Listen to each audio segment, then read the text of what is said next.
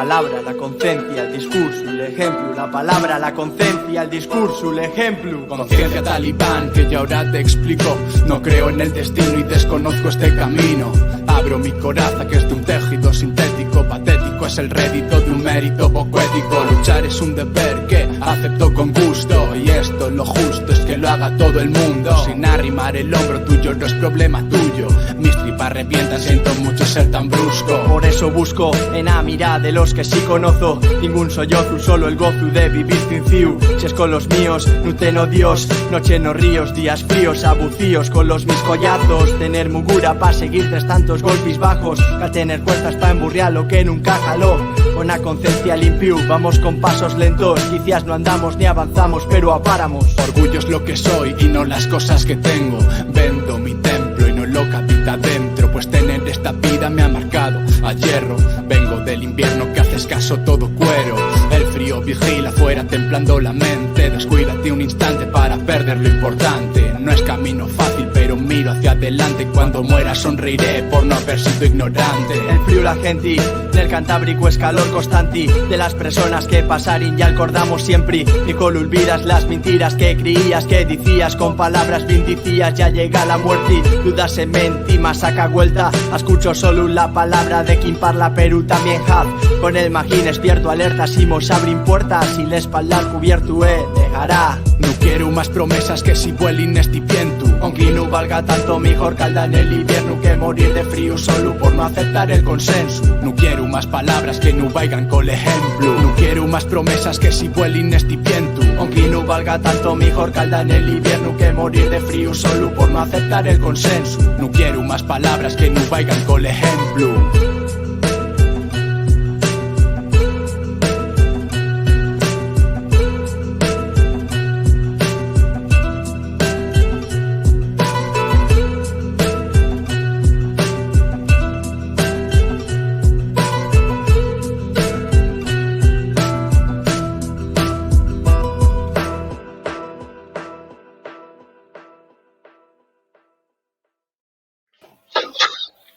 Buenas tardes, un domingo más desde La Parlá. Saludos de quien les habla y también de mi compañera Nerea de Diego en la parte técnica. Sed bienvenidos a este programa que, bueno, como sabéis ya, pretende acercarnos a la historia y la cultura de Cantabria a través de sus protagonistas, ¿no? Cada domingo con una persona que tiene algo que contar. Y en este tercer programa vamos a conocer mejor a Óscar Allende Carreño, un periodista que, en mi experiencia, destaca por poner el micro a sectores que tradicionalmente no tenían voz en los medios de Cantabria. Buenas tardes, Óscar. Buenas tardes, Diego, y a todos. Y nada, muchísimas gracias por la invitación. Me hace mucha ilusión. Hoy hago yo las preguntas y tú las respondes, los roles cambiados. No estoy hecho a ello, pero bueno, pero nada, encantado de atenderos. Vamos a hacer, como es costumbre, un repaso biográfico. Lo primero que llama la atención es que eres nacido de Hamburgo, hijo de un pejín y una charra, una salmantina, emigrados allá, a Alemania. Efectivamente, nazco en Hamburgo, que es una ciudad que está al norte de Alemania. Si das un paso más, pues estás en Dinamarca, ¿vale? Es una ciudad portuaria y que tiene mucho dinamismo económico, entonces muchísimos españoles, muchísima gente, pues fue para allá. O sea, había una colonia muy importante, de hecho, de gente de allí. Entonces, mi padre de San Vicente, pues de San Vicente, que no había más opción que ir a la mar, que la tenemos muy romantizada, pero la mar es muy dura y la mar es algo que es bonito, de la que hablas, pero también te pasas la vida esquivándola. La gente de los pueblos lo sabe, y mi madre, que era de un pueblecito de Salamanca, en el que no había más que patatas, literalmente, pues fue a Madrid primero a servir, como tantas mujeres, y la familia con la que servía, pues acabó yéndose a Alemania, se la llevaron con ella. Luego de allí hicieron su vida, se conocieron allí, y yo allí estuve los primeros años. Yo no tengo muchos recuerdos de Alemania. Yo a los 2 años nos volvimos, mi madre, mi hermano y yo, mi hermano mayor, 5 años más que yo, y nos vinimos y acabamos en Santander. Y bueno, además en un Santander el que tampoco conocíamos mucha gente, porque las raíces mi padre estaba en San Vicente, pero no llevaba mucho tiempo sin estar allí, y mi madre directamente pues no era su ciudad, y así que bueno, pues ella sacándonos adelante como pudo, en una ciudad que no conocía, en una ciudad que Santander, sabiendo, como sabemos todos, que es una ciudad difícil, Pues aquella lo era más, sobre todo si no tenías ningún enganche ni ningún conocido, digamos, o la típica red de amigos de tus padres, todo eso que al final crea lazos. Vuelves ahí a Juan 23, bueno, tú llegas a Juan 23, estudias en Salesianos y tengo entendido que ya desde crío pues destacas un poco por tus inquietudes, bueno, pues por ser una persona activa, participativa, creo que ya formas parte, eso ya en el instituto, si no me equivoco, en una revistuca ¿no? La Atalaya que se hacía allí. Bueno, eso, sí, yo siempre he tenido como ganas de hacer cosas, o sea, yo siempre al mítico que si las excursiones, que si las horitas de teatro, que si, no sé, me gustaba estar un poco, aportar algo más. Y bueno, pues digamos que eso es lo que iba haciendo. Y en el colegio, pues eso, estaba un poco a eso. Y en el instituto recuerdo que en el colegio el colegio luego seguía siendo el instituto, ¿no? Lo que seguía siendo los salesianos, y había como actividades de tiempo libre y allí, por ejemplo, pues yo me encargué durante una temporada de una revistilla que hacíamos entre pues la gente de allí, vamos, la gente del propio centro juvenil que se llamaba el Club Atalaya, y bueno, pues sí que conseguimos que tuviera ahí cierta acogida porque era como que lo hacíamos nosotros y eran nuestros temas. Tenemos una fotuca de Óscar y el hermano. Eso es, mira, fíjate, eso es en Alemania, donde vivíamos en Alemania, y es el primer día del colegio de mi hermano. Entonces, allí el primer día del colegio, para superar el trauma, es una super fiesta, por lo visto, y lo que lleva ahí ese cono que veis, está lleno de golosinas. Entonces, todos los críos, el primer día de clase, van así con golosinas, pues bueno, como para pasar el mal trago, y es como una fiesta. El primer día de cole es una super fiesta, y bueno, pues teníamos una vida pues bastante, dentro de lo que era ser de fuera, pues bastante enrizada allí, en una zona así muy tranquilita, vivíamos en la Dunzó, bueno, era un mundo diferente. Hay que decir que en Alemania, en Hamburgo, pues yo sí que he visto ejemplos bastante fuertes de integración de la gente que era de fuera, de poder desarrollar vidas y estar incluso en posiciones, bueno, de formación, de empresarial, de cultura, de ser relevantes. Acabas el instituto y ya tienes clara tu vocación periodística y te marchas a Madrid, ¿no? A la Complutense, a hacer periodismo. Eso es, allí estudio periodismo, bueno, pues me iba inclinando por ahí poco a poco. Si me hubieras preguntado de pequeño, pues te hubiera dicho que quería ser escritor. Pero bueno, con el tiempo, pues bueno, pues me voy inclinando por el periodismo. También barajé la posibilidad de trabajo social, que era algo que también me tiraba, ¿no? Yo tenía esas inquietudes y voy a vivir a Madrid. Tengo allí familia, vivo pues, también en manos de mi madre, vivo en Fuenlabrada, que es el sur, desde la parte del sur de Madrid, Fuenlabrada, Móstoles, Alcorcón, todo esto. Es el cinturón obrero que viene a ser, donde pues es un barrio. Prácticamente todos los que vivían allí eran andaluces y extremeños y descendientes. Era un barrio que giraba en torno también a la parroquia del barrio. Para llegar a Madrid, 1:30 de transporte público, mezclando autobús, tren y metro. Y a mí me parecía, pues, quiero decir, en Cantabria en 1:30 estás en otra comunidad autónoma. Y lo que pasa es que allí también descubrí que eso es la vida de mucha gente. O sea, esos trenes, esos autobuses vivían así. Era una realidad que desconocía, pero mucha gente, su día a día era 1:30 y otra de vuelta para ir a trabajar, a estudiar. Mucha gente de Fuenlabrada iba a Madrid a oficinas a limpiar o había muchos los hombres eran muy albañiles, fontaneros, ese tipo de oficios. Los más mayores ya estaban trabajando en oficinas y luego, bueno, pues el que podía había conseguido, pero vamos, era un mundo, o sea, sí que se veía que lo peleaban mucho. Para que alguien de origen humilde, como es tu caso, Óscar, pudiera estudiar, recibiste beca en la universidad, si no me equivoco. Bueno, incluso ya en el instituto, en Salesianos, ya tuviste algún tipo de ayuda para poder estudiar ahí en el instituto, ¿verdad? Claro, y luego además trabajabas en verano. Sí, porque hay que decir que eso, que como dices, es origen humilde, o sea, quiero decir, mi madre, pues ya os he contado, inmigrante, sirviendo en Madrid, pero cuando vino aquí a Santander, pues mi madre lo que podía, que fundamentalmente era o limpiar casas o cuidar a señoras mayores, básicamente eso se dedicó siempre que pudo trabajar. Entonces, pues yo efectivamente en el instituto tuve alguna beca porque, bueno, pues se me daba más o menos bien estudiar y digamos que era la forma de que siguiera ahí.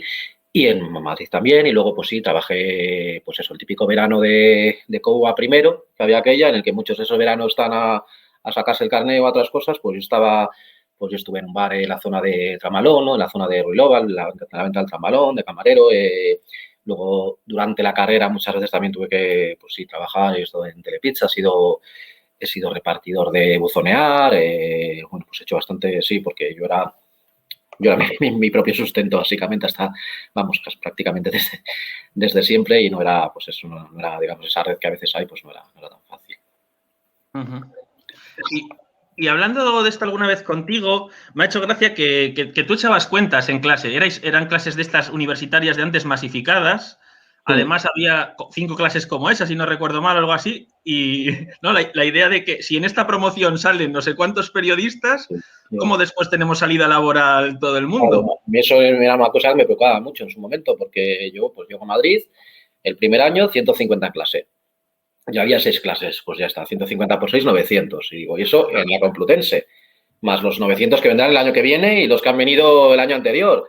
Y digo, ¿qué no estaba pasando? Habría alguna otra facultad más, había un par de universidades privadas, Europea, Camilo José Cela, y luego también tenía su prestigio, digamos, de las privadas, el CEU, y sobre todo pues con lo que supone una privada. Y luego yo encima miraba a mis compañeros y había muchos que, dentro de que todos éramos casi todos de fuera, pues había gente que sí que venía, que sus familias eran tal o cual, o sea, que venían de posiciones que, pues eso, tenía un compañero que sus padres eran directivos del Real Madrid y cosas así. Yo decía, yo pensaba, yo no voy a trabajar en la vida. O sea, yo pensaba que el mercado laboral iba a estar vedado para mí. Y lo que hice, pues como eso no lo podía controlar, pues sí que me esforcé mucho en hacer prácticas mientras estudiaba, en estar en medios de comunicación pues, locales, en formarme, en hacer másteres, en hacer cursos que hacían, bueno, estar muy en contacto con muchas realidades. Ahí, por ejemplo, como vivía en Fuenlabrada, había un periódico local con el que empecé a colaborar bastante. Y esta imagen, por ejemplo, es de los primeros años en Telecabarga, de prácticas incluso, yo creo. Yo creo que ahí estuve de prácticas, pues eso, en periodismo se estila mucho los veranos, pues los dedica a los estudiantes hasta de prácticas en alguna redacción, y así es como conocen el pulso de cómo funciona un medio de comunicación por dentro. Yo, en mi caso, lo hice durante 2 veranos seguidos, en segundo y tercero de carrera ya, por ejemplo, en Telecabarga. Sí que tenía muy claro que quería que me gustaba trabajar en Cantabria, que quería trabajar en Cantabria. A mí mucha gente le atraía mucho el rollo prensa estatal o incluso el rollo corresponsal, los más aguerridos. Yo siempre tenía muy claro que a mí me gustaría contar cosas de donde vivía. Y así fue, ¿no? Que conseguiste primero un contrato de prácticas o algo así, entiendo, en la que entonces era la televisión local, vamos a decir, por antonomasia, que con ese símbolo del Picuyén, de la Peña Cabarga, ¿no? Telecabarga. Ahí es donde tuviste tu primera experiencia laboral, aunque fuera con contrato de prácticas, y nada menos que en la televisión, ¿no? Sí, que no era un medio que yo hubiera elegido, la verdad es que de todas las cosas que he ido haciendo luego no eran las que primero tenía en la cabeza, porque tampoco, ahora estoy haciendo radio y tampoco la radio estaba en mi lista, digamos, de lo que te preguntan cuando haces, pero pues hice las prácticas en Telecabarga, descubrí que la tele es muy bonito de hacer, te permite estar en contacto con muchísimas realidades muy distintas, te permite asomarte a muchas vidas. Se hacía todo, pues también quiero reivindicar un poco dentro de que el periodismo local es muy escaso, en general, es muy escaso de medios, de recursos, y aprendes mucho a aprovechar los recursos de lo que tienes, ¿no? Y a saber cómo amortizar lo que haces, te pateas mucho, nos pateamos muchísimo Cantabria, porque en la tele pues necesitas la imagen, entonces ibas a por la imagen también, a carreteras, pueblos, distintas tradiciones, o sea, tienes una visión de Cantabria muy amplia. Y sí que es cierto que eran dentro de lo que eran medios, la verdad yo creo que fue la quiero reivindicar, ya no existe, pero fue muy potente, tenía personal muy, muy profesional, muy bien formado, tanto a nivel de cámaras como a nivel de periodistas.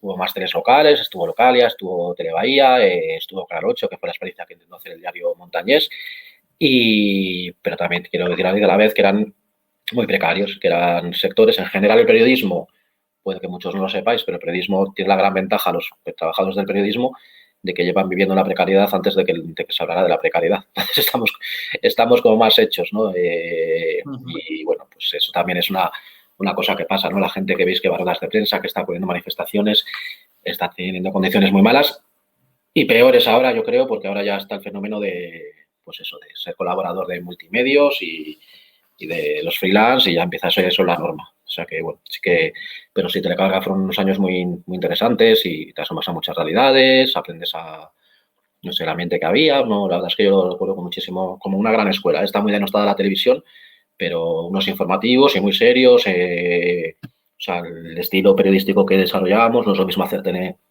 periodismo en tele que en radio, que tal, y mucha gente hace televisión pensando que es radio con imágenes o, bueno, muchas veces que no se hace bien. Y ahí nos esforzábamos muchísimo para hacerlo bien. Estamos emitiendo este programa de La Parla desde un proyecto como es Relinchu Televisión, que surge un poco de esa reivindicación, si no tengo mal entendido, de la carencia de medios y de contenidos audiovisuales propios en Cantabria y de reivindicar haciendo, ¿no? De demostrar que hay cosas interesantes que contar aquí y que con pocos recursos se pueden hacer cosas interesantes. O sea que siguen esa escuela y ese aprendizaje.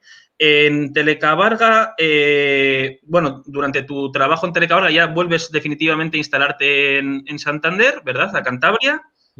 ¿Sigues en Telecabarga, no sé, 7 años o algo así? Aproximadamente 7 años, efectivamente. O sea, ya son los años, pues hacia los años 2000 y hasta, digamos, los años más burbujiles, casi podríamos decir, entre 2000 y 2007 yo creo que es cuando ya pasó a Europa Press, ¿no? Y entonces, bueno, sí que es cierto que ahí los temas de los que se hablaba eran otros, quiero decir. Es evidente que todavía no había llegado lo peor de la crisis, muchas de las cosas que vinieron después, entonces sí que digamos que también el recuerdo de los temas es ese.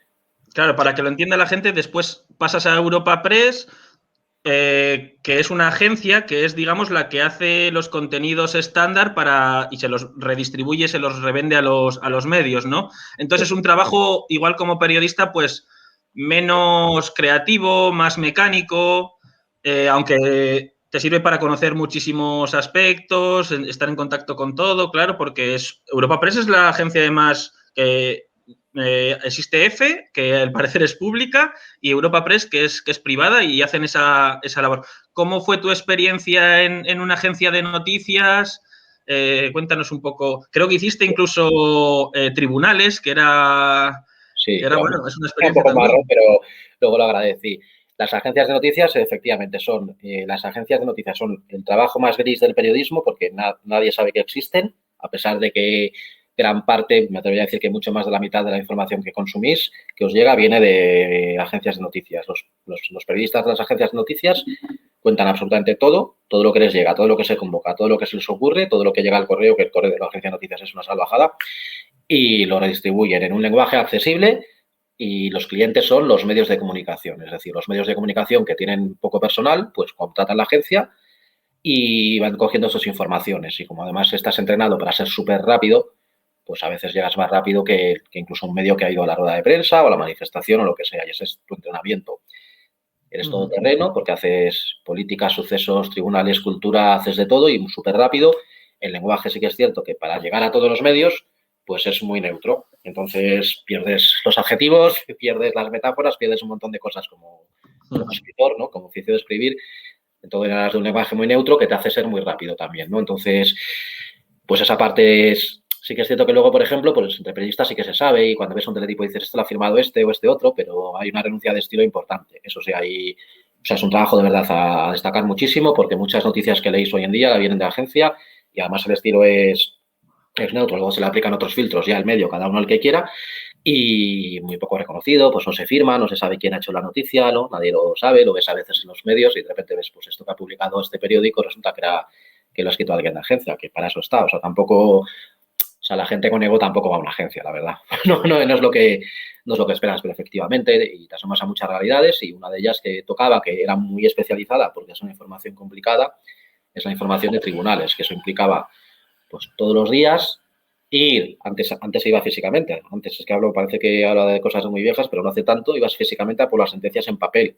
Ibas tú, ibas los de la agencia EFE, que también tenían un especialista en tribunales, y el diario Montañés, que también tenían gente en tribunales, además con bastante experiencia y bastante bueno. Entonces, cogías las sentencias, luego ya te iban llegando y tienes primero que entenderlas, traducirlas y difundirlas, pero lo más importante era traducirlas en un tono didáctico porque si alguna vez os habéis encontrado en vuestra vida con algún tipo de documento administrativo en ese sentido, pues sabéis que es árido, sabes que es un documento, o sea, que es un lenguaje árido. Y luego también, aparte de eso, ibas a los propios juicios, es decir, horas y horas viendo juicios de asesinatos, violaciones, temas de drogas, robos, homicidios, de todo. O sea, lo peor del ser humano, me llega al juzgado al final y también un tema que no siempre se atiende, que son los juicios sobre temas de empresas, estafas mercantiles y demás, que no siempre son tan mediáticos como yo creo que debieran, y ahí pasan muchas cosas. Y esa información, en su momento que te estás haciendo, te parece el súper marrón. Dices, esto es un marrón, y bueno, ahora me tocó. Con los años, pues digo, pues qué bien, porque gracias a esa información es a la que yo he podido saber cómo se gestionan, por ejemplo, temas de investigaciones de corrupción. Al final, todo lo que tiene que ver con corrupción, tarde o temprano acaba en un juzgado. Entonces, es la forma de saber si se está investigando, si no, o sea, tarde o temprano, vamos. A veces no acaban nunca, pero bueno, o sea, yo qué sé, la diferencia entre estar imputado y no, ese tipo de cosas, ¿no? Ese tipo de procesos, pues, bueno, y la forma de contar las sentencias, no sé, es un mundo muy desconocido que yo creo que además, o sea, si algún día os pasa que os llaman para estar en un jurado y vuestra tentación es hackearos, yo no me hackearía. Vale, yo iría porque no tantas veces lo vas a ver, y es muy importante la justicia al final. Bueno, ¿qué te voy a contar? A ti en concreto. Si os llaman para sentaros en el tribunal de acusados y os podéis escaqueaos, ahí sí. Eso sí, y tener amigos abogados. Afortunadamente, ahí cada día tenemos más amigos estudiados. Antes era más difícil acceder a abogados, ahora hay muchísimos abogados, y tener amigos abogados que siempre es bueno, tener amigos abogados a mano. Bueno, la experiencia de Europa Press te lleva a ir tomando conciencia o inquietud de desarrollar un medio propio, ¿no? Con temas locales y sociales. Además, me gusta mucho que tenías la inspiración de Luciano Malumbres. Cuéntanos un poco este proyecto tuyo. Yo apareciendo en Telecabarga, y luego también tenía la sensación de tener una historia no contada de Cantabria, y bueno, yo vivo en Santander, pues digamos que siempre creo que hay un Santander pendiente por contar, ¿no? Y te vas descubriendo que Santander no siempre fue así. Y luego, ya a última hora, pues voy viendo. Yo lo que veo en Europa Press es que yo puedo hacer muchas cosas. Hay un momento en que ya no eres el nuevo y vas teniendo más seguridad, ¿no? Supongo que en todos los trabajos pase. Y en ese momento, pues yo ya sí que veo que voy teniendo cierta capacidad de hacer más cosas de las que a mí me gustaría hacer, pero ahora sí veo que empiezo a descubrir que es estructural, que lo que pasa en los medios de comunicación, y por eso luego salieron tantos medios y han pasado tantas cosas como han pasado luego, es que los medios de comunicación tienen unas normas muy estrictas que se hacen por tener esa sensación de neutralidad, aunque luego se puede hablar mucho de ello, evidentemente, y demás, pero o por tener un lenguaje más accesible o por ser más ágiles en la cadena productiva. Y entonces esos esquemas no valían para contar todo lo que pasaba en general, ¿no? Eso no es la primera vez que se descubre esto, sino que vamos a pasar muchas veces en la historia, pero periódicamente lo redescubrimos. Entonces ya me di cuenta de que lo que yo quería hacer, el protagonismo que yo quería dar a ciertos temas o voces que yo consideraba que no salían en los medios, que siempre eran muy repetitivos, siempre era el FIS, el Racing, yo qué sé, esas montón de cosas que siempre eran como súper idénticas en Cantabria, pues ya empiezo a pensar en un proyecto y hago un boceto de tal, y de hecho la primera idea, o sea, hoy es el Faradio, pero la primera idea, que estuvo muchos años perfilándose y redactándose y demás, pues era recuperar la región. La región era el nombre del periódico que dirigió Luciano Malumbres, que fue un periodista súper de referencia en Santander en los años 30, era el director del Ateneo, era una persona querida, famosa en la ciudad, en una ciudad que era más pequeña, era una persona súper querida y súper popular, de estas personas respetadas. Es decir, también nos han vendido con, pues eso, que Santander siempre ha sido una forma, y en este caso, pues tenías a esta persona, mira, estas fotos de los múltiples marrones que ibas teniendo, pues por ejemplo, en la WIM con Revilla. Ese día algo había pasado con el AVE. O sea, el AVE es una de las grandes cosas que me ha hecho a mí querer cambiar de trabajo muchas veces. Alguna salvajada había pasado con el AVE y estábamos todos ahí como locos pidiendo declaraciones. Mira, es que para que veas, escribiendo a la vez con la grabadora, con pues eso. Sí, sí.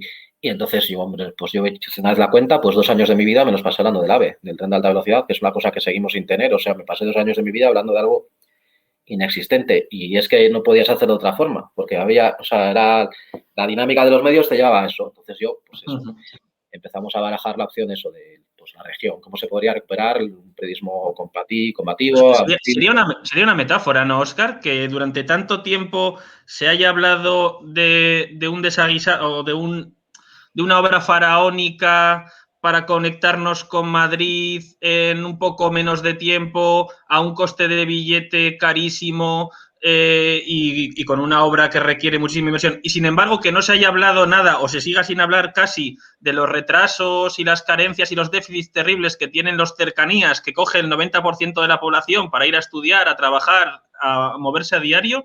Es un poco un diagnóstico de cómo está el tema mediático, ¿no? Que se habla mucho de lo grandilocuente que no afecta a la mayoría social y, sin embargo, de la realidad pequeña, cercana, igual no se hace noticia de ello.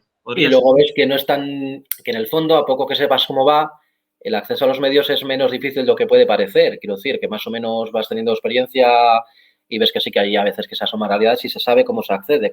O sea, yo entiendo que desde fuera puede parecer cómo hago para salir o tal, pero y luego ahora cada vez más, porque dentro de que los periodistas estamos más obligados a ser más accesibles y encima las redes facilitan el contacto. O sea, hoy sería mucho más fácil situar en agenda el tema de las cercanías, por ejemplo. Y, bueno, hace falta muchas complicidades para situar un tema en agenda, ¿no? Agenda, lo que yo llamo agenda, es la agenda de temas. Y en su día la agenda estuvo ocupada por el AVE y fue una vergüenza porque no había nada que contar. Quiero decir, si hubiera habido algo que contar, pues vale, pero es que no tenemos AVE. Pero es una metáfora como tantas otras, ¿no? Y luego, bueno, pues el proyecto que yo iba haciendo de la región lo fuimos puliendo, ¿no? También era conversaciones con quien fue mi socio luego con el tiempo en el Faradio, con Guillermo Sánchez, él estaba en la cadena SER y él estaba un poco en la misma fase, por así decirlo, de pensar que se podía hacer algo más. Y luego evoluciona, porque ya te digo que es durante muchos años, yo en principio no me veía como para hacerlo, capacitado, formado, todo lo que supone tener un proyecto, y va evolucionando, ¿no? Y entre medias, pues una cosa que cambia muchas visiones y para mí también pues fue la llegada del 15M, ¿no? Todo lo que sucedió el 15M, la plaza de indignación, la crítica a los medios, el mayor protagonismo de los movimientos sociales. A mí siempre me ha interesado muchísimo el mundo de las asociaciones, de los movimientos. Pues creo que sería muy difícil entender Cantabria sin Arca, por poner el ejemplo con el tema de las sentencias de derribo, ¿no? De un tema que está por hablar muchísimo de él, ¿no? Entonces, también creo que son indicadores de democracia, ¿no? O sea, los países que no tienen asociaciones pues son más pobres socialmente y desde luego, pues yo creo que son menos democráticos. O sea, me parece que da viveza y que creo que pueden ser protagonistas a ese nivel. Entonces, ese 15M sí que yo vi que, bueno, pues que estallaron muchas cosas, que de los medios costaba mucho contarlo, con las normas claves de los medios, porque el medio te exige un portavoz cualificado que hable, una agenda muy concreta, muy precisa. Todas esas cosas, pues justo eran pues todo lo contrario de lo que estaba pasando. Y entonces, pues bueno, pues yo también vi que quería contarlo, que modestamente creo que lo entendía y que sí que empaticé muchísimo, pero que era muy difícil de trasladar porque había que poner las normas habituales. Y eso también yo creo que influyó en el desarrollo del proyecto, ¿no? En el pensar cómo lo contamos, pues de qué forma se puede contar. Creemos también que contribuyó a sacar de lo privado cosas que en realidad es que estaban, pues eso, la marcha de jóvenes al extranjero, por ejemplo, o el problema de los desahucios, ¿no? Que eran casos particulares y personales que no estaban politizados en el sentido de debate público, ¿no? Y ahí empezaron, pues eso, ¿no? La PAE, las mareas, etcétera. Todo eso yo creo que dinamizó muchísimo y entonces yo ya sí que pensé que lo que definía el Faradio era la búsqueda de una agenda nueva de temas y de protagonistas.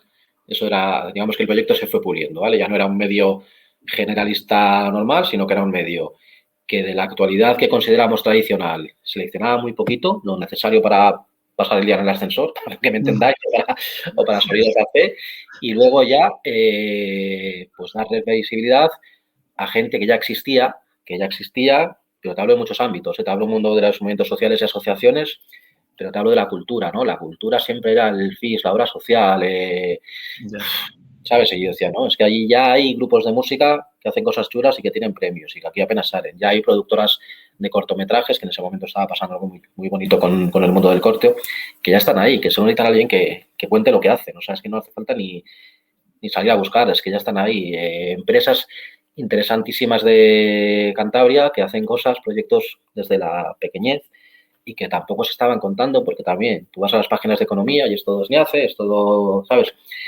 Y yo pensaba, pues entonces ahí el Faradio lo definimos así, como un pequeño mundo que ya existía, en el que lo escribíamos y que era cambiar la agenda. Y para eso buscábamos referentes que ya estaban, les dábamos visibilidad. Alguno de los primeros personas que nos empezó a apoyar nos dijo, es que estáis contando la ciudad en la que vivo. ¿Sabes? Es que habláis de la vorágine, habláis de Gil, habláis de, yo qué sé, de Burbuja Films, de este grupo de música, del Rubicón, de tal, ¿no? Una serie de cosas que estaban ahí, que no eran nuevas, en el sentido de que llevan toda la vida, pero que nosotros las dibujamos, ¿no? En un puzzle al final. Pero el proyecto no empieza como tal como Buenos Días Cantabria. Primero llegáis a... Perdón, no empieza como tal como el Faradio. Pasáis por Buenos Días Cantabria, ¿no? Efectivamente. Ahí lo que sucede es que mientras estamos puliendo el proyecto y tomando ya decisiones y hablando de, bueno, pues de cómo sacarlo adelante, que es difícil, que no es nada fácil, pues paralelamente pues existe un programa de radio que es Buenos Días Cantabria, que se está produciendo desde lo que era el periódico El Mundo, la edición en Cantabria en ese momento, que lo presenta Dani González, está ahí también Guillén, yo estoy colaborando. Y bueno, es un programa que si bien empieza de una forma muy determinada, va evolucionando porque Dani le imprime su ritmo y su personalidad. Y va creando una comunidad a su entorno, tenía una tertulia en la que pues, empezó a ser primero de una forma, luego el tono cambió, ¿no? Se adaptaron al momento. Yo creo que en ese momento la gente buscaba otras formas de comunicar y se consiguieron ahí. Y bueno, pues resulta que ese proyecto, porque ya estalló la crisis y se comió muchas cosas, pues ese proyecto tuvo que, bueno, pues decidieron no continuar con él. Y hubo una reacción de mucha gente en redes y en comentarios que nos hacían de que, jo, qué pena, porque nos gustaba y nos gustaba más que otras cosas que se hacen. Y entonces pensamos, pues esto ya existe, esto gusta, esto tiene un público, lo vamos a recuperar y desde ahí vamos a lanzar el Faradio, conscientes de que el Faradio de primeras podía ser un concepto sobre el que había que hacer un poco una educación previa, por así decirlo, ¿no? Que era tan diferente que, bueno, pues que había que hacer un poco de didáctica. Entonces, desde un programa que ya conocido, pues lo mantenimos, lo hicimos nuestro, le dimos nuestro toque, poco a poco fue evolucionando muchísimo por ahí, ya se notaba que no era lo mismo. Y, bueno, incluso Dani se marchó y demás, y ya estaba solo en nuestras manos y entonces, pues bueno, pues desde ahí fue cuando lanzamos el Faradio. Pues el Faradio al final tardaría un par de años, yo creo que a lo mejor 2 años, hablo de memoria, en salir después de la radio, ¿no? Con todo lo que se supone entre medias de aprendizaje, de procesos y de mil cosas que nos pasaban por el camino. Vale, y después empezáis en Radio Mix, si no recuerdo mal, y después aterrizáis en Azul FM cuando vivís quizá un tema, bueno, que sonó mucho, que fue un acto, por lo evidente que fue, ¿no? Que una buena mañana llegasteis a donde grababais, al estudio, y os habían cambiado la cerradura. ¿Cómo viviste esa experiencia de censura tan flagrante, tan evidente? Pues de verdad que muy mal. O sea, lo viví con mucha sensación de dolor y frustración y ya te hablo a nivel ya personal, pues con la sensación de no haber hecho nada malo y haber tenido unas consecuencias negativas, porque yo acepto las consecuencias negativas sobre mis actos y he hecho algo mal. Pero, pues, y eso me parece hasta justo, ¿no? Pero nosotros cambiamos de emisora, recalamos ahí porque pensábamos que había una cercanía, una complicidad. Luego, pues eso salió mal y luego los temas que tratábamos, pues no terminaban de gustar y la situación se fue enradeciendo hasta que llegó ese día en el que llegamos a trabajar y la cerradura estaba cambiada. Entonces, ya está, nos quedamos sin programa, tuvo muchísimo eco. Fue un día que no necesitamos decir nada para que se dijera todo, porque en redes sociales enseguida la gente nos nota y la gente enseguida sumó 2 y 2 y dijo, estaban contando esto, ha pasado esto, ya está, el dueño es este. Yo que sé, empezaron hasta hacer las conexiones, fue trending topic nacional. Yo recuerdo que Moncho Armendáriz se hizo eco de lo que sucedió y bastante, el móvil a mí se me descargó 4 veces ese día, quiero decir, y entonces dentro de las lecciones que ya teníamos aprendidas o que no terminábamos de ver, bueno, en el proceso primero, cuando vimos que se estaba poniendo la cosa muy mal, sí que dijimos, es que a lo mejor hay un día en la vida que no tenemos más medios, entonces vamos a hacerlo como si nunca más fuera, ¿sabes? Como si esto no pudiera pasarnos más. Y el periodo después fue el periodo, aprendimos cosas. Uno, que la radio siempre, ¿no? Desde que se inventó la imprenta siempre se ha dicho, ¿no? Que la libertad de expresión depende del dueño de la imprenta, ¿no? Pues el dueño de la imprenta en ese caso era tal. Entonces, por eso sí que aceleramos todo el proceso del Faradio, que había que diseñarlo, había que hacer una arquitectura web, había que hacer una serie de cosas que no eran tan fáciles o como las quisimos hacer nosotros, ¿no? Entonces lo aceleramos, pensamos fórmulas y dijimos, la web siempre será nuestra. El periódico digital, el Faradio, siempre será lo que nosotros queramos, porque eso no nos lo puede cerrar nadie, porque eso es nosotros, ¿no? Y esto sucedió en abril, porque recuerdo que fue un día antes del Día del Libro. Nos dio tiempo a contar la apertura de la vorágine, porque sí que recuerdo que contamos cuando abrió. Y luego ya, pues hasta septiembre que volvimos a la radio otra vez, pero ya con el Faradio, lanzando el Faradio, en el que ya decidimos una conclusión a la que llegamos muchos medios por todas partes de forma simultánea. No inventamos nada en ese sentido de el tema de los socios y las cuotas de los socios, ¿no?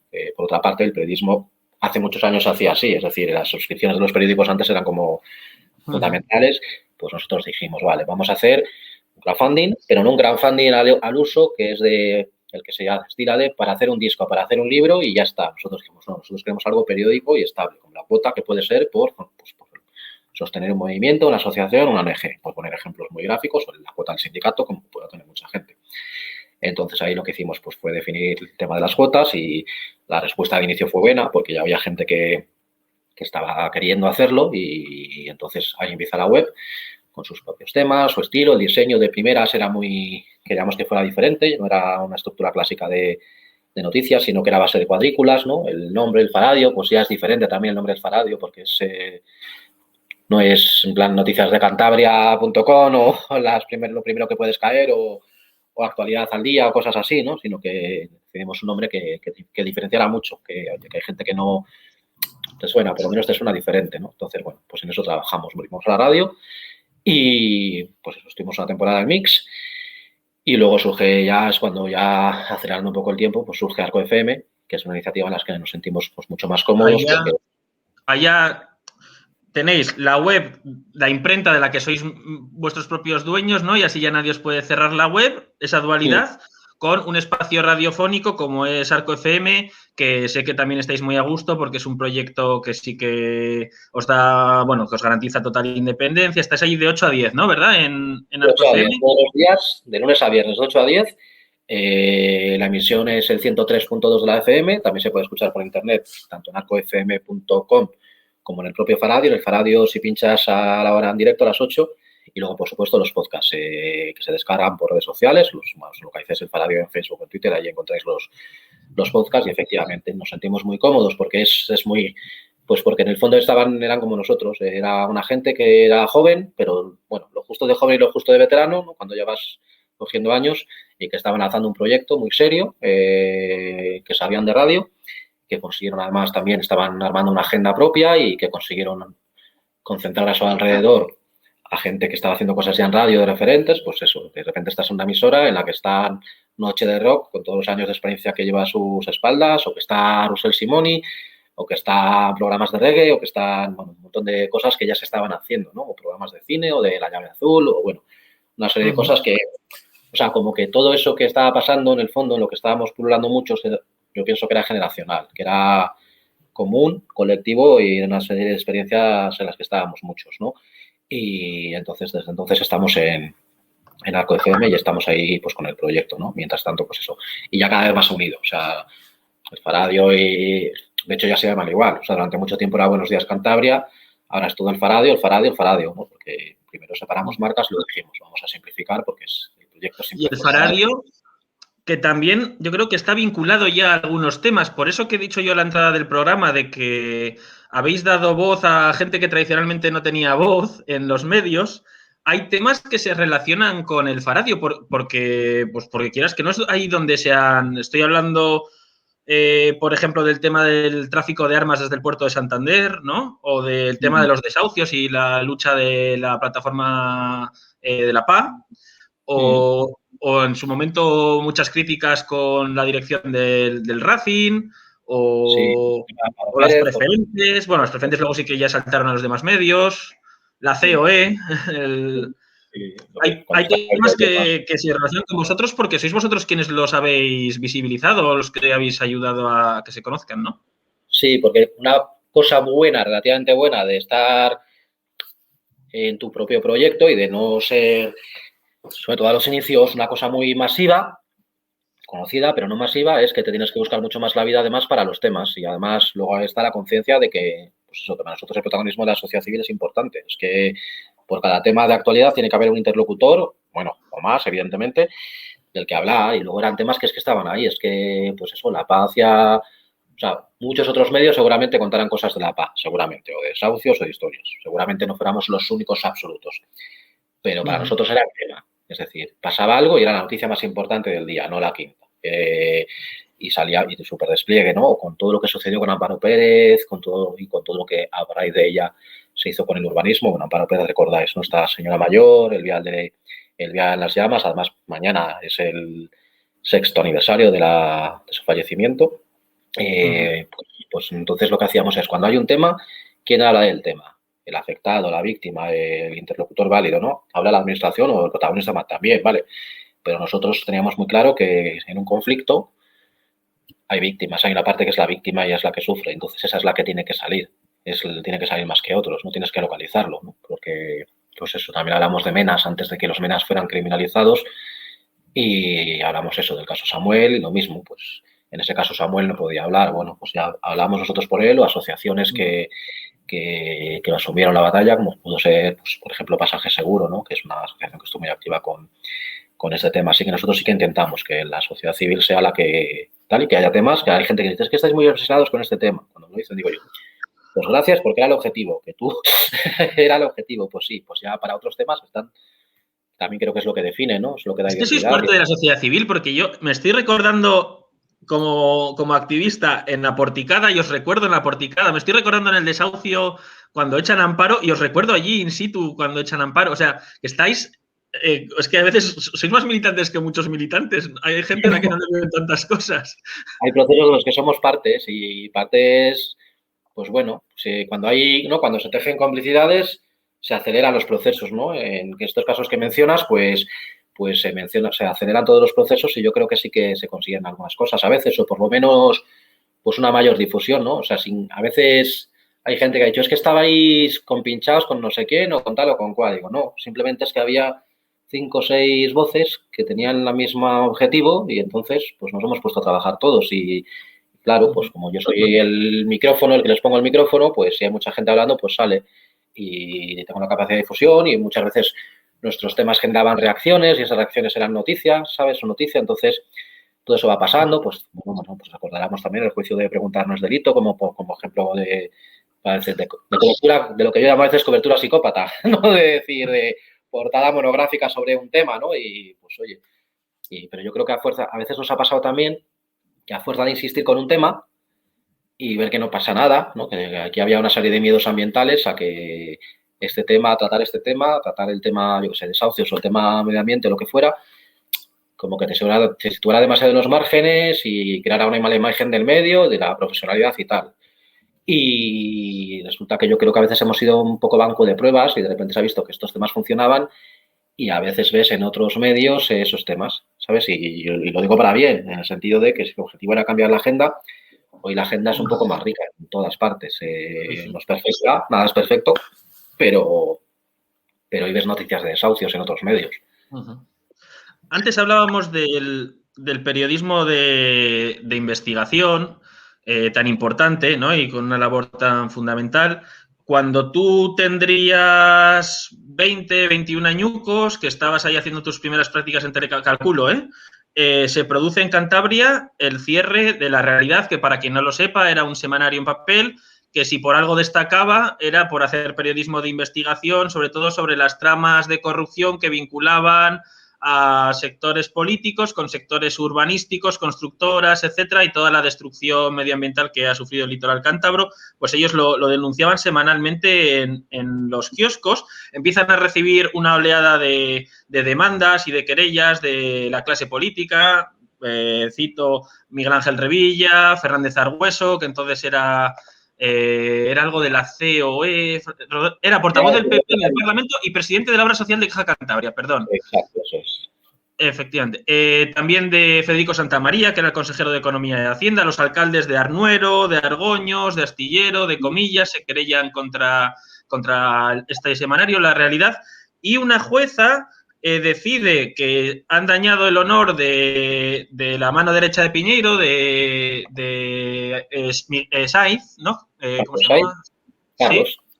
Carlos Saiz, efectivamente, que han dañado el honor porque hicieron una publicación sobre un viaje a Suiza, de unos maletines, bueno, 2 viajes a Suiza o algo así, deciden que se ha dañado su honor, les condena a 120.000 euros y ejecuta sumarísimamente la sentencia, llegando a entrar en su sede en 48 horas y llevarse los muebles, vamos, les hipoteca los Luego es verdad que de hecho, eso lo convirtió en más abusivo todavía, ¿no? Porque no pudieron defenderse con una publicación, no pudieron ni siquiera recurrir judicialmente, porque cuando el recurso, que efectivamente redujo la sanción a una 1/10 parte, cuando se produjo ya ese recurso, ya habían cerrado el semanario. Incluso llegaron a quitar parte de la pensión de invalidez del director Pachi Barrondo, que estaba enfermo por Parkinson, para pagar el honor de este político, ¿no?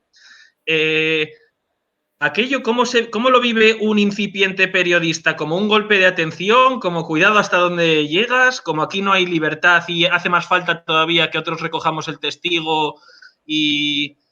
Yo lo vi como una pérdida, porque yo recuerdo que, pues para entonces, cuando la realidad llegó a tener la edición en papel, semanal, en los kioscos, pues yo tenía la sensación, pues mira, que ahí empieza a haber pluralidad. La pluralidad es que haya voces distintas, no solo que haya medios en general, sino que haya de repente medios que tú identifiques con ciertos temas, como era el caso de la realidad. Entonces digo, pues ya está, puedo elegir. Quiero decir, puedo ir al kiosco y puedo comprar, además yo era muy obsesivo de comprar todo para leerme todo lo posible. Entonces, pues puedo comprar el Diario Montañés, puedo comprar La Realidad y podía comprar aquella, también estaba el Crónica de Cantabria, que dirigía el abuelo.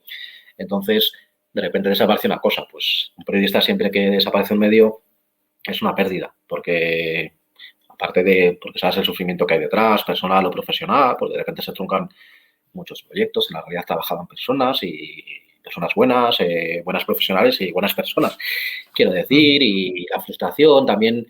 Un proyecto que tuvo muchas alianzas con los movimientos sociales, pues también pienso que tuvo que ser muy duro para los movimientos sociales que lo vivieron, el decir, lo teníamos y nos lo han quitado, ¿no? De alguna forma, ¿no?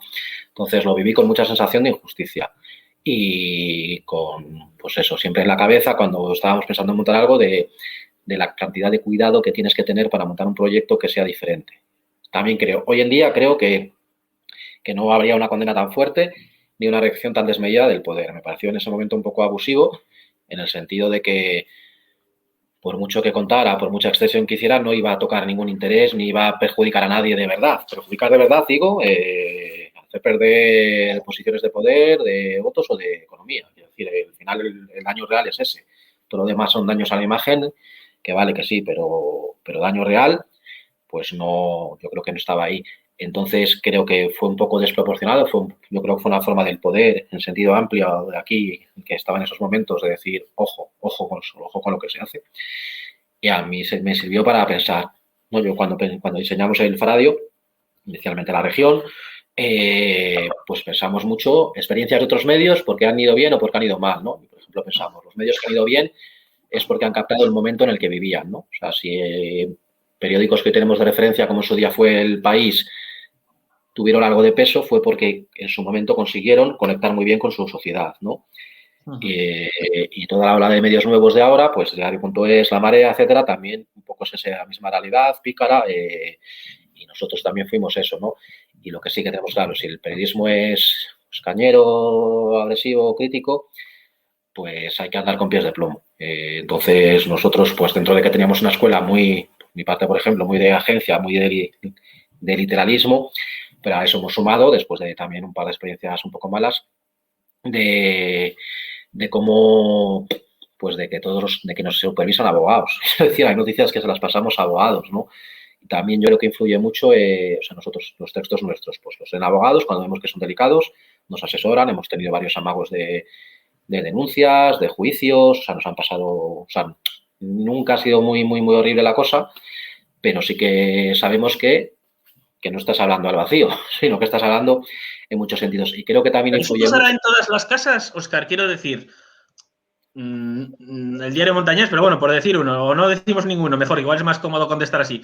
En el diario, bueno, en El Mundo o en El País, ¿se pondrán a revisar las publicaciones a ver si hay una denuncia o hay una justicia fuerte con igual las cabeceras débiles contra las que sí se puede ir y sin embargo ir contra El País sería más escandaloso y está más tranquilo? Vamos a ver, creo que aparte de lo que dices de la justicia, creo que también es más de quien denuncia. Es decir, hay que tener en cuenta la persona que se considera agredida por la información. Hay gente con el gatillo de denunciar muy fácil, también te digo, o sea, por cosas que son como esto, ¿sabes? Y que seguramente esos hagan ronda por todas partes o no. creo que, primero, que la gente tiene que saber que ya está, que si tu principal problema es que me haya hablado un poco mal de ti, diciendo la verdad, pues ojalá todos tuviéramos ese problema en la vida, porque de verdad que hay por ahí gente con problemas de verdad, de pasar hambre, de no tener trabajo y de no pagar el piso. Entonces, creo que falta una conciencia en general, generalizada, conciencia general de que se puede perder o de que no todo te puede salir bien o de que te pueden criticar. También creo que es importante tener una buena base social. ¿Sabes? Creo que desde efectivamente un medio grande, como tiene mucha audiencia, pues se considera tal. En ausencia de grandes audiencias supermasivas, yo creo que es una cosa que nosotros tenemos que estar agradecidos y tenemos que seguir ensanchando, es la asistencia de la comunidad, que es un concepto que, bueno, ya sabes que a mí me parece muy importante en la vida en general y en el Faradio en particular, en el sentido de toda esa gente que nos sigue, que son socios, que nos apoyan o que amplificamos sus causas o que ellos nos amplifican a nosotros a su vez, esa inmensa comunidad. También es una red de seguridad, ¿no? Nosotros tenemos la suerte de tener los socios, tenemos gente que paga una cuota al mes, de 5 euros al mes, y eso es base social también, ¿sabes? Eso es base social. Vamos, aprovecho el micrófono para animaros a, si os gusta el proyecto, si os sentís interesados o atraídos por él, a que lo hagáis. En administración@elfaradio.com es donde podéis mandar el correo y en el propio Faradio hay un banner que os lleva, ¿no? Y yo creo que eso también transmite apoyo. Y eso, como cualquier causa. Cualquier causa se suma, solo sabéis todos los que estáis en causas. Si abrís un poquitín y concitáis alianzas, pues eso hace que también se diga, a lo mejor no conviene, ¿no? Yo creo que, por ejemplo, el cierre nuestro, pues también cuando nos cerraron, hubo una percepción poco ajustada a la realidad de que éramos pequeños y estábamos solos. Y luego la reacción que se produjo demostró que no era el caso, ¿no? Entonces, a día de hoy yo creo que el proyecto ha evolucionado muchísimo, evidentemente, pero sí que creo que es importante tener eso, la seguridad de que lo haces bien, que no es suficiente, porque incluso aunque te denuncien y no prospere... Claro, los gastos están ahí, en costas. Energía, tiempo, te da, claro. ¿Sabes? Pues te hace mirarlo, te hace revisarlo, te hace ver, te hace hablar con, oye, nos ha vuelto a pasar, ¿qué? ¿Sabes? Llamas al abogado. ¿Qué ha pasado? Dice, nada, no tienen un recorrido, pero de repente si hay una mediación tienes que ir al juzgado, eso me ha pasado. 2 horas en el juzgado para nada y 2 horas, esas 2 horas que he dejado de atender algún tema importante o de escribir sobre algo, ¿no? ¿Sabes? Es perder energía. Entonces yo creo que también si conseguimos de alguna forma decir, hey, que estamos aquí, también alguno se lo piensa o la gente que está a su alrededor dice, mira, déjalo estar porque es que te va a hacer más daño la denuncia que la noticia, por ejemplo. O sea, ese tipo de realidades también nos pasa. Hablando de construir comunidad, una cosa que me gusta mucho de ti, nunca te lo he dicho o igual, no sé si lo hemos comentado alguna vez, es que frente a la izquierda esta que rechaza su propio pueblo, esta izquierda que dice fachander, o que, ¿sabes?, que da por perdidas las cosas y que da una visión negativa de su propia comunidad, tú muestras mucho ese otro, por ejemplo, Santander, que no es solo la fachada, la fachada es una parte minoritaria de Santander, ¿no? Luego están todos los barrios obreros populares, marineros, de la inmigración, donde hay redes de comunidad. Cuéntanos, por favor, la de la Motuku con la que ibas a trabajar. Para mí, te digo, todo lo que son experiencias de comunidad, de relaciones entre gente, siempre me ha interesado muchísimo. Entonces, por ejemplo, desde donde vivía Juan 23, que era un barrio de los de antes, o sea, de 2 bloques de edificios con un patio común, en el que mandaba mucho, cierto, la parroquia, porque era donde la gente se encontraba, pero que coincidías en eso. O sea, era un barrio, ¿vale? Y eso yo creo que se ha perdido y reivindico que siga. Y entonces, pues yo vivo ahí y yo sigo viviendo en esa casa, pues ya cuando fallece mi madre y cuando estoy viviendo, pues prácticamente solo, tirando de la casa y tal. Yo de aquella trabajaba en Telecabarga, estaba en el polígono de Raos, Telecabarga. Yo no tenía coche y tiraba de una motuca que me habían regalado y era un ciclomotor con el que yo pues llegaba hasta el polígono de Raos cada día porque es que estaba muy lejos para un peatón de Telecabarga, o sea, Raos estaba lejos. Y en una de estas tengo un problema, que mi moto pues no sé muy bien qué sucedió ahí, que alguien, pues algún gamberro me quemaría la moto, que yo la tenía aparcada a la puerta yo la veía desde el balcón de mi casa la moto y me acuerdo que pues la quemaron. Entonces, ¿qué ha pasado aquí? Y ya está, yo me quedé sin moto. Y de repente a los pocos días pues vino una vecina, Chiri, que vivía en el otro bloque y vino pues con una bolsa, con un sobre y dijo, mira, hemos hecho entre todas, cuando ella dice todas, yo ya sé quiénes eran todas, porque eran todas las amigas de mi madre, hemos hecho un bote y ahí había dinero, pues todavía había pesetas, había 30.000, 40.000 pesetas para que yo me comprara una moto. Dicen, las necesitas para trabajar. Toma, yo decía, Chiri, por favor, que me muero de vergüenza. Y ella, o sea, de esta vergüenza mutua, digamos, ella se fue rápido para no tener que escucharme más decir que tal y me cerró y me tuve que quedar con el sobre, de hecho. Y de alguna forma no me sorprendió, pues porque eran las mismas señoras que hicieron un bote para cuando mi madre estaba enferma para ayudarla con las medicinas o ayudarnos a nosotros, o que cuando ella estaba en el hospital, pues yo comía en sus casas, ¿sabes? Para, pues eso, ¿sabes? Para ayudar y tal. Entonces, esos lazos son súper importantes y eso también es esta ciudad. Es lo que dices tú, hay mucha gente que eso es una derrota. O sea, eso es darle la razón a los que hicieron la ciudad en el 41. Y digo en el 41 porque ya sabes que para mí el incendio es importante. Y entonces, pues Santander se hizo de una forma, pero no siempre fue así. O sea, antes del 40, ¿sabes? Cuando se habla de los STV, y pues los STV eran los que habían, o sea, Santander de toda la vida, no, esos son 3 generaciones, ¿no? Antes había cosas, es decir, antes había líderes sociales como Luciano Malumbres y Matilde Zapata que eran reconocidos y queridos en la ciudad, y había sindicalistas y maestros, y había gente que montaba negocios, y había gente que hacía cosas. Y no solo, lo sabes tú bien, Óscar, y no solo hay muchas realidades hoy en día también en Santander. Claro. Santander fue republicana, Santander tuvo el primer concejal comunista de todas las ciudades del Estado español. Bueno, más que Santander, tengo que reivindicar aquí los pueblos de Santander, que una cosa es el ayuntamiento y otra es Santander, en este caso Monte, Cueto, Peñacastillo, ¿no? San Román. Pero además del pasado, de la historia que tiene Santander, es que Santander tiene muchas realidades hoy en día todavía en los barrios, en realidades muy diversas, muchas veces olvidadas, porque acabamos entrando en esa... Es que una parte de ese Santander que se diseñó es el relato oficial que se hizo, y porque yo pienso que frente al tópico, Santander no tiene una identidad colectiva muy armada, ¿sabes? No, o sea, lo come todo el paisaje, que es una pasada, o que es tu gente, o que es una ciudad muy manejable, que eso hace que sea, o sea, Santander tiene cosas malas, de verdad, que yo podía haberme quedado en Madrid, yo vivo donde quiero vivir, y es una ciudad en la que hay gente que la agobia, que sea pequeña y que todos somos primos, como se suele decir, todos hayamos ido a clase juntos o todos tengamos mucha gente en común. A mí eso me significa que vayas donde vayas hay una cara amiga, ¿no? O sea, a veces no, pero quiero decir, eso es bonito, eso yo creo que, ¿no? Es lo más parecido a un pueblo que puede haber en una ciudad, ¿no? Pues eso. Un pueblo grande, sí. Y hay mucha gente que de hecho, los que se han hecho con la ciudad históricamente también han despreciado un poco esa realidad. Porque lo que han hecho es enclaustrarse en sus propias zonas aisladas y seguir funcionando, ¿no? Entonces yo sí que creo que, pues eso, alguien le podía... El relato público muchas veces es como si te negara la condición de Santander por no haber tenido determinados hitos vitales, colegios, barrios, apellidos, etcétera, ¿no? Y dices, ¿alguien le va a negar la condición de santanderina a Amparo Pérez, a los vecinos del Cabildo, a mí, aunque sea yo la primera generación de santanderino en mi familia? Pues yo creo que somos santanderinos como el que más, no hace falta...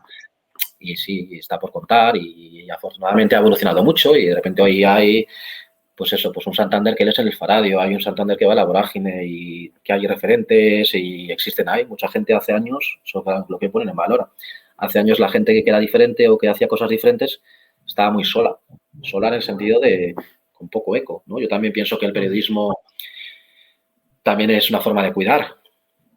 ¿Sabes? Yo creo que intento hacer un periodismo de cuidados en el que el hecho de sacar una cuestión, ya no te hablo solo de lo negativo, la investigación y los grandes temas, sino una pequeña iniciativa o alguna acción importante o alguien que necesita ayuda, pues es una forma de cuidar. Ayer hemos sacado a Adrián, que es un chico que tiene una discapacidad intelectual, que está entrenándose para un campeonato de atletismo, lo ha sacado Felisa Palacio el tema, y el chaval ha hecho una ilusión de la hostia, lo ha puesto en su Instagram, que es portada en el Faradio. Pues es que ¿había algo más importante que contar ese día? Pues yo creo que no. Y también salir en el Faradio, yo creo que a mucha gente le ha servido para reforzar lazos, ¿no? Decir, más o menos estamos en lo mismo. Y es que eso estaba ahí, o sea, no lo hemos inventado. Ahora, aprovecho para decirte lo de Óscar, porque es verdad que haces un periodismo de cuidados en el sentido de que tratas temas y permites visibilizar cosas, como hemos dicho, pero también en cómo los tratas. Es verdad que se nota que, pues, por ejemplo, yo con el caso de Preguntarnos Delito me he visto reflejado en tus noticias, ¿no? Que has hablado de casos en los que yo estoy implicado, pero en el cuidado, en cómo lo tratas, es verdad que te pegas a definición de periodismo de cuidados, ¿eh? Fíjate, lo estaba pensando Pues, últimamente lo pienso mucho, ¿no? Que hablamos de cuidados mucho y digo, pues ¿qué puedo hacer yo? ¿No? Pues yo creo que eso sí que lo puedo hacer y, o sea, yo intento ofrecer una empatía y un tono didáctico. También cuidar, es decir, yo me acuerdo mucho con el fracking. La gente sabía que el fracking era malo, pero no sabía por qué era tan malo. Hasta que dedicabas un párrafo a decir, no, es que los gases y el subsuelo. Y si dabas otro tercer párrafo, decías, es que el agua, ¿sabes? Y si decías otro cuarto, es que no sé qué. Y entonces necesitabas 3 párrafos o 4 para contarlo. Y eso, claro, pues en determinadas escuelas periodísticas, dedicar tanto tiempo a explicar algo, pues era una aberración. Entonces yo sí que, pues eso, pues con muchos casos y trato de fijar conceptos, es decir, preguntarnos delito fuera un juicio por una protesta, no por un escrache, que se trató de decir muchas veces, ¿no? Un escrache es esta cosa y una protesta es esta. Esto fue por una protesta. Yo que sé, amparo, por un vial, por otro vial innecesario que levantó un constructor de esta empresa que habitualmente recibe adjudicaciones. Es decir, esas coletillas que a veces se dicen en los medios, pues se pueden cambiar y se puede influir mucho con las coletillas, se puede, pues eso, un mena, un menor, yo que sé, mil ejemplos que tengáis y dedicar un párrafo o 2 a fijar bien el concepto, a decir lo que es. Introduce muy bien el siguiente tema que quería tratar. Se habla del periodismo como el cuarto poder, ¿no? La democracia tendría el ejecutivo, el legislativo, el judicial y necesita de alguien que los vigile, por así decir, ponga la lupa y denuncie las irregularidades. Y esa labor se le encomienda al periodismo, que el periodismo es el que hace que las cosas sean o no noticia. Pueden estar ocurriendo cosas, pero si los medios no se hacen eco, se conocen o no se conocen, ¿no? Hay cosas maravillosas que ocurren, pero como no se cuentan, no existen, por así decir, o no trascienden, por lo menos, ¿no? Y luego, además, no solo hacen que se conozcan o no se conozcan las cosas, sino que deciden cómo se conocen. Tú no ves las cosas directamente, sino que las ves a través de alguien que te las cuenta, ¿no? Entonces, la labor del periodismo es verdad que es fundamental. Es fundamental para el imaginario colectivo de las sociedades, para cómo concebimos nuestra realidad. No es lo mismo contar una cosa desde el punto de vista de la persona que se queda sin casa y tiene que ocupar una vivienda que de la persona que le han ocupado su vivienda de veraneo, por ejemplo, ¿no? Y en ese sentido, en la labor social el cuarto poder, nada menos, se habla en estos términos del periodismo. ¿Tú eres consciente de esa responsabilidad que tiene el periodismo? ¿Los periodistas lo son más los empresarios o las grandes empresas que compran acciones o que se hacen propietarias de los medios de comunicación? Pues es que, a ver, es un tema tensísimo, pero vamos a ver, el periodismo, ¿los medios de comunicación tienen poder? Sí, tienen capacidad de marcar agenda de temas de los que se habla, por ejemplo, que eso es un poder importante. ¿Los periodistas en sí mismos tienen poder? Pues bueno, los periodistas no dejan de ser herramientas de las organizaciones en las que estén, sean públicas o privadas. ¿Qué pasa? Que últimamente hay un pequeño cambio que no está nada mal y es que efectivamente, o sea, por un lado se producen entradas las empresas controlan a las empresas, a su vez, en relaciones súper imbricadas y complejas y pues diarios de referencia como El País, pues te explicas muchas de las cosas que lees ahí porque quiénes son los dueños, por quiénes son los accionistas o porque son dueños difusos, porque antes por lo menos se identificaba si era Telefónica, pero es que ahora es un fondo que no sabe nada. Quiero decir, es que es peor, eso ha ido a peor. Antes por lo menos decías, ya está, cuando el mundo habla de Telefónica no es de fiar porque son sus dueños. Bueno, pues ya está, lo sabías, eso era a su manera transparente, a su manera, ¿no? Sí. En paralelo, otra cosa que ha pasado es que empieza a haber periodistas empresarios que son los dueños de los medios, ¿no? Y no te hablo solo de las cooperativas, sino, en el caso, o sea, el Faradio es una empresa en la que las decisiones las tomo yo y hago el medio que tal. Y la empresa es, también por quitarnos a veces tópicos, es una estructura necesaria para que esto suceda. Si no hubiera una empresa, no pasarían muchas de las cosas de las que hemos hablado. Se quedarían ahí en el olvido. Entonces, ¿es un poder? Sí. Es un poder limitado, también te digo. Yo creo que a veces se ha romantizado mucho. Es decir, no creo que sea un poder que cambie gobiernos, que provoque dimisiones, que fuerce leyes, etcétera. Yo creo que eso requiere una acción súper concertada de muchas voces. Sin embargo, no sé, por llevarlo a lo trivial, no sé, el Marca decide que el presidente del Madrid no les gusta y con 4 portadas tumban al presidente del Madrid, O sea, eso existe. Sí, eso es que deciden quitar el tema. Sí. deciden qué tal tema, vamos, el último es el de los ocupas, por tal, deciden qué tal tema tiene que estar en primera plana mediática y la gente el día siguiente está en los bares hablando de ello. Y Ese hablando es de el ello gran, ese es en el los gran términos en problema. los que se ha hablado de ello. La agenda de los temas y muchas veces entre los que... O sea, es que es como una cadena en la que cada vez es más difícil de todo, ¿no? Porque a la vez, al hablar mucho de un tema en los bares, decimos hablar en los bares como el gran tópico, ¿vale? Pero ya nos entendéis. También hace que haya partidos que de repente asuman eso en las agendas porque digan, pues, hostia, esto tiene efecto, ¿no? Pues vamos a sumarnos a este carro. Y a veces y además hoy en día es muy artificial porque a veces se puede influir en las agendas aparentemente desde fuera, decir, oye, se está hablando mucho de este tema en redes, pues vamos a hacer algo, que eso, hoy en día eso también está pasando. O sea, hoy el poder está mucho más diluido, siguiendo el poder todavía, pero y teniendo esos fines. Entonces, yo sí que creo que para que un periodismo sea efectivo, si quieres utilizar la palabra en términos de poder, pues tiene que haber mucha potencia en ese sentido, ¿no? O un gran medio o un gran tal. Yo las veces que hemos sido influyentes, por así decirlo, es porque hemos participado de procesos. O sea, yo ha habido veces que sí que es cierto que sacábamos un tema que venía de una asociación, de un colectivo, de un ciudadano, de lo que fuera. Convertíamos en temas. Aplicábamos el mecanismo que se aplica a los medios de insistir con el tema, de buscar reacciones, de buscar otro enfoque, ¿no? Todo eso es profesional, eso se hace. Y es la forma de seguir hablando del tema y generando debate. Y luego ya se producían reacciones de forma espontánea, algunas veces han llegado a instituciones, algunas veces hemos conseguido victorias, podemos apuntarlas como victorias, pues sí, etcétera, pero eso fue porque, cuando eso pasa es porque es una acción súper concertada, espontánea, además, no concertada, organizada, sino porque de repente hay mucha gente que está dedicando mucho esfuerzo a hacer eso y entonces eso, cuando de repente pasas a eso, pues suele ser imparable. Eso es importante.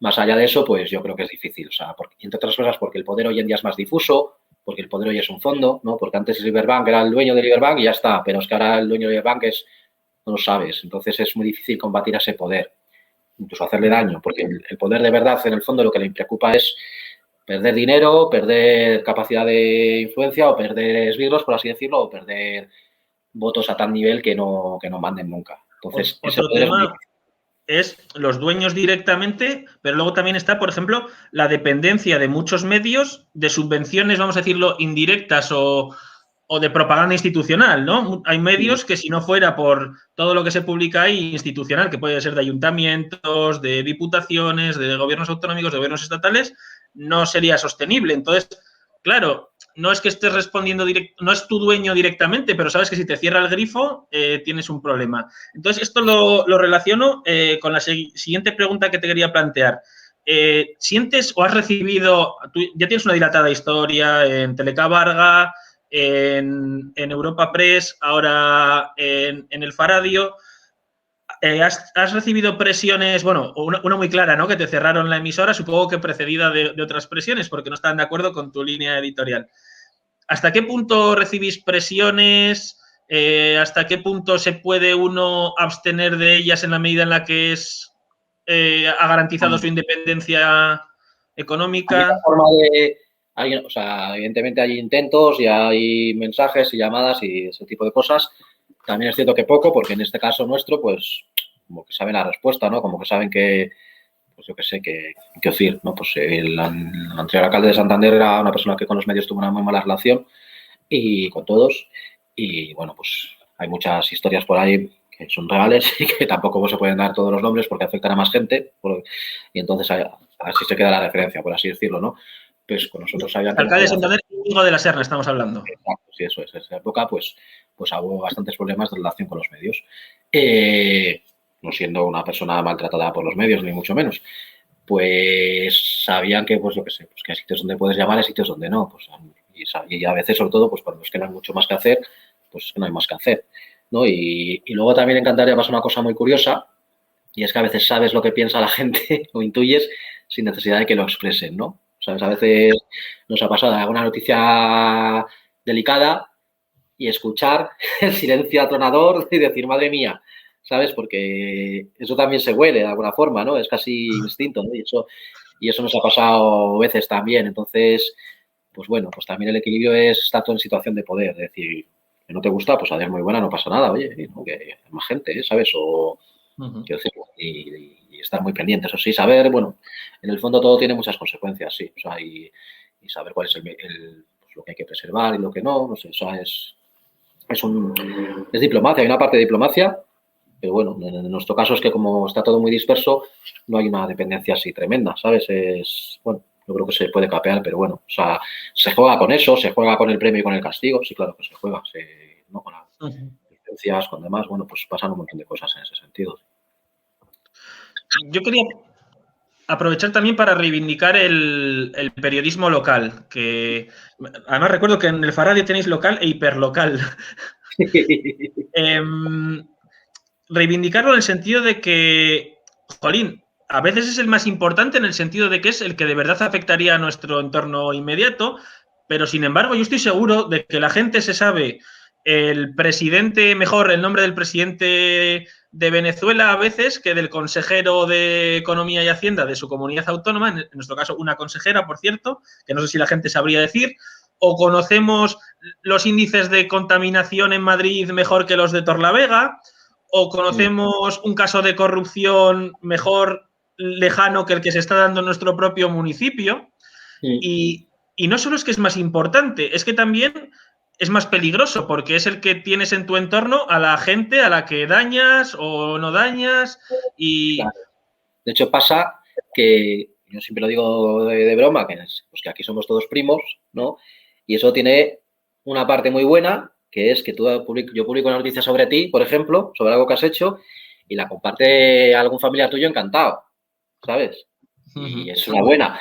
Pero a veces haces algo negativo sobre alguien, bueno, sin pretenderlo, y entonces ya no solo es esa persona, sino que de repente hay entornos con los que de repente tienes algo en común, o que te los encuentras por la calle, o que coincides en un sitio, ya sabes, ese tipo de cosas, pues pasa porque, pues eso, cuando haces un periodismo de supermercado, ¿sabes? De que a veces estás haciendo una gestión en la cola del supermercado, pues a veces pasa así, o que alguien te hace un reproche y dices, jo, pues ¿qué quieres que te diga? O sea, ya ni me acuerdo, ¿no?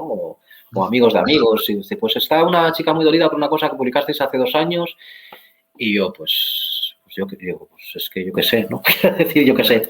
Pero es cierto que el periodismo local es muy bonito, porque es la gente de a tu alrededor, está por contar, porque, quiero decir, todos necesitamos referentes, ¿no? Gente que nos mueva, que nos inspire, que nos ayude, que nos estimule, ¿no? Que si nos sirva de inspiración. Todo esto que se habla siempre de la mujer y la ciencia, ¿no? De cómo el hecho de que haya mujeres científicas, investigadoras, genera vocaciones, pues también el saber que en tu ciudad hay alguien que ha hecho algo guay y que está aquí, ¿no? Yo he oído el ejemplo con mucha gente a escala local, con Nacho Vigalondo, lo que ha supuesto inspiración para muchos chavales que querían aquí hacer cine. Decían, ojo, que un tío de cabezón estuvo en los Oscars casi y está haciendo auténticas locuras y rodando con Anne Hathaway y demás, ¿no? Y eso vale, ya es un caso que ya no excede. Pero yo sí que creo que merece la pena localizar a alguien en esta ciudad, en este pueblo, en este barrio, que esté haciendo algo digno, contarlo, incluso ya por una cosa muy elemental de por él. Quiero decir, porque a veces la gente también pasa que estamos tan poco hechos a que se cuenten las cosas de aquí, que se cuenten con mimo, quiero decir, hombre, quiero decir, medios ha habido toda la vida locales, que mucha gente no considera importante lo que les pasa. Que tú vas y dices, ¿estás haciendo esto de verdad? Y esto, y el otro dice, ¿pero por qué me preguntas tanto? Y yo, pues porque es súper interesante. Y el otro, pues a mí nunca me lo pareció, claro, pues porque para ti es lo más normal del mundo. Yo el otro día, qué tontería, te parecerá una chorrada. En el bar que hay al lado de la radio, La Cascada, en Cazoña, la radio está en Cazoña. Sí, sí. Y hay un local, tienen al lado del bar, tiene un local que es un almacén de vinos, de los de antes. Entonces, periódicamente, cada X miércoles va un camión, una cisterna gigante con vino, con una manguera que la engancha con sus tubas, y ahí pasa el vino, ¿no? Es el camión del vino que digo yo siempre que le veo, que me hace como... Y entonces lo dice a la Hortensia, a la dueña, digo, sí, esto me tiene fascinado, el camión del vino. Y dice, pero si es lo de siempre, de toda la vida. Y digo yo, pues yo es que no lo he visto nunca. Sé que se hacía antes, pero cada vez menos. Y mira que tengo cerca de Peñarbosa y pues ahí no se ve, quiero decir, y será, ¿no? Ha cambiado, ¿no? Entonces, pues de repente ya dijo, sí, pues mira, pues la próxima vez te aviso y lo cuentas, ¿sabes? Porque, y lo mismo, pues mucha gente que está haciendo cosas que no son conscientes de. A mí me parece muy bonito también Ahora por la pandemia hemos parado muchas cosas, pero cuando hemos hecho los premios del Faradio por categorías y reconocíamos a gente que hacía cosas de aquí y de repente le estabas diciendo a la gente que no, que lo que haces, que merece mucho la pena, ¿sabes? Y eso puede servir para seguir trabajando, para estimular, para que otros los conozcan. Es que a veces esto se nota muchísimo en las informaciones culturales, que tú cuentas un evento cultural y la gente lo apunta en su agenda y va. Claro. Y eso a alguien pequeñito lo agradece muchísimo. Quiero decir, el FIS, Palacio y otros entes, pues tienen información de sobra, ¿sabes? Pero eso, ahora, lo que sé, los músicos o la gente que todo lo que sea internet, tener visitas aporta, si tú les das la capacidad de que les conozcan y puedan sumar 10 visitas más en Spotify, aunque sea, eso para ellos es bueno. Para que les conozca más gente, pero para que les liman un dato un día frente a alguna historia, ¿sabes? Entonces, eso es bonito de localizar y tener el chip de decir, a ver, ¿quién hace esto? ¿Dónde puedo hacer? ¿No? Algunos temas no son manifestaciones locales de temas globales, ¿no? Eso también es la mayoría de las veces. Pero luego hay temas que son específicamente de aquí y eso, no sé, a mí me parece que merece mucho la pena, me parece muy bonito. Sí.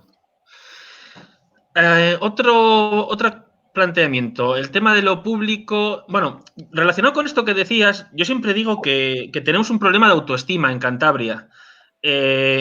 Es muy malo el chauvinismo, el creer que el mundo gira alrededor tuyo y que lo tuyo es lo mejor y no sé qué, pero también es muy malo ese autoodio de creer que lo tuyo no tiene importancia nunca y que somos, no sé, como...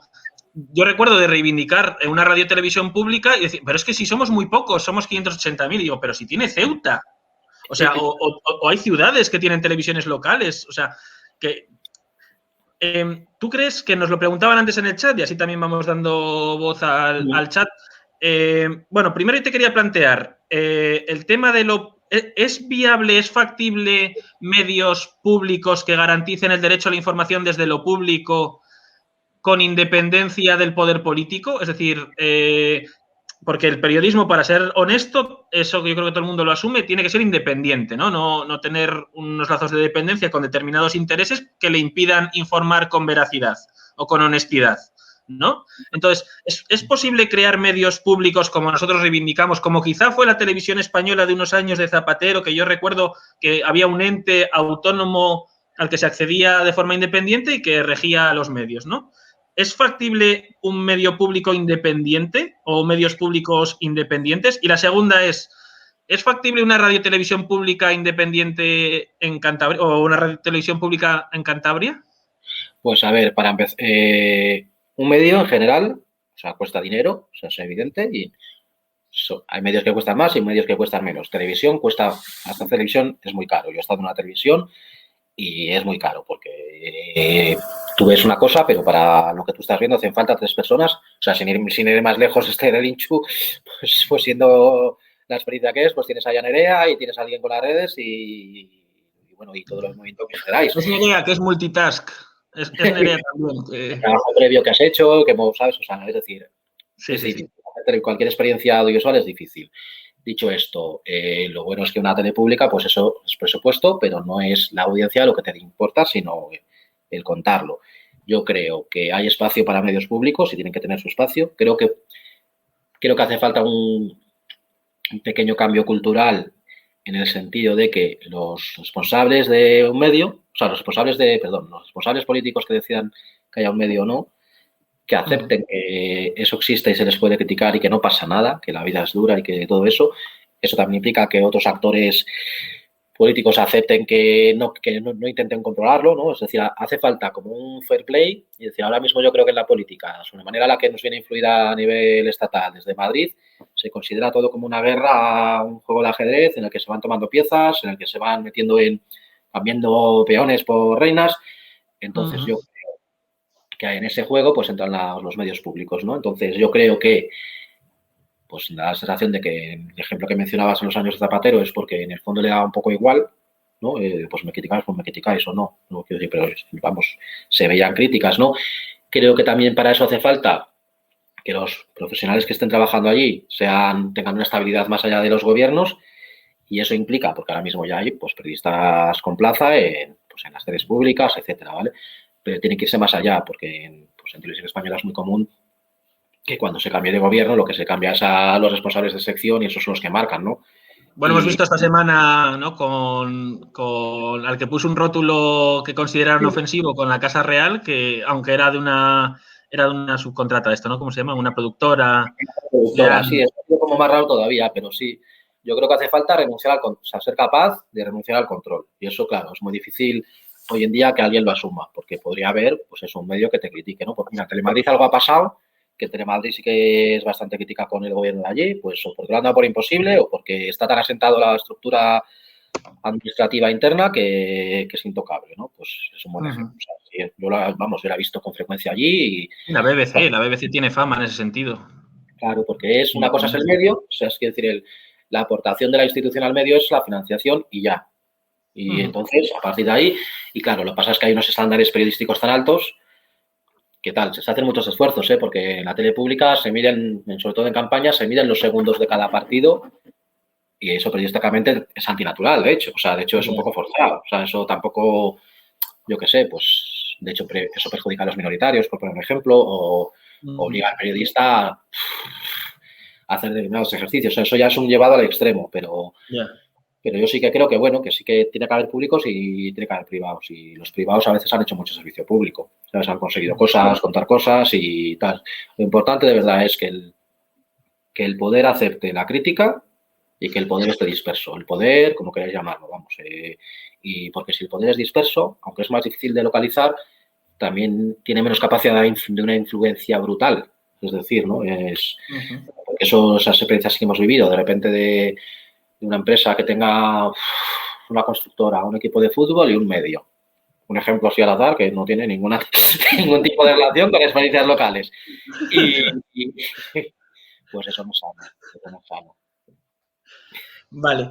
Y relacionado con esto, que también nos preguntaban en el chat, yo siempre digo que una cosa que me llama la atención vuestra es que es plural, vuestras tertulias son plurales, que dais cabida siempre a, pues no sé, estoy pensando que van portavoces de todos los medios, de todos los partidos o de todas las corrientes ideológicas o de todo el eje ideológico izquierda-derecha, siempre con un sesgo que yo creo que es como la humanidad del portavoz, que son personas que humanamente son accesibles o que, bueno, les veo ese perfil. Pero hay un concretamente al fascismo nunca le he visto aparecer. Que antes preguntaban si vetarías a alguien, ¿habría alguien a quien no le darías nunca espacio? La palabra es vetar. O sea, yo sí que creo que, bueno, que es un medio en el que dedicamos muchos esfuerzos y que hay una comunidad y hemos dedicado años de experiencia y de formación para que lo que nosotros pensemos sea importante también. Quiero decir, estamos al servicio, pero tal.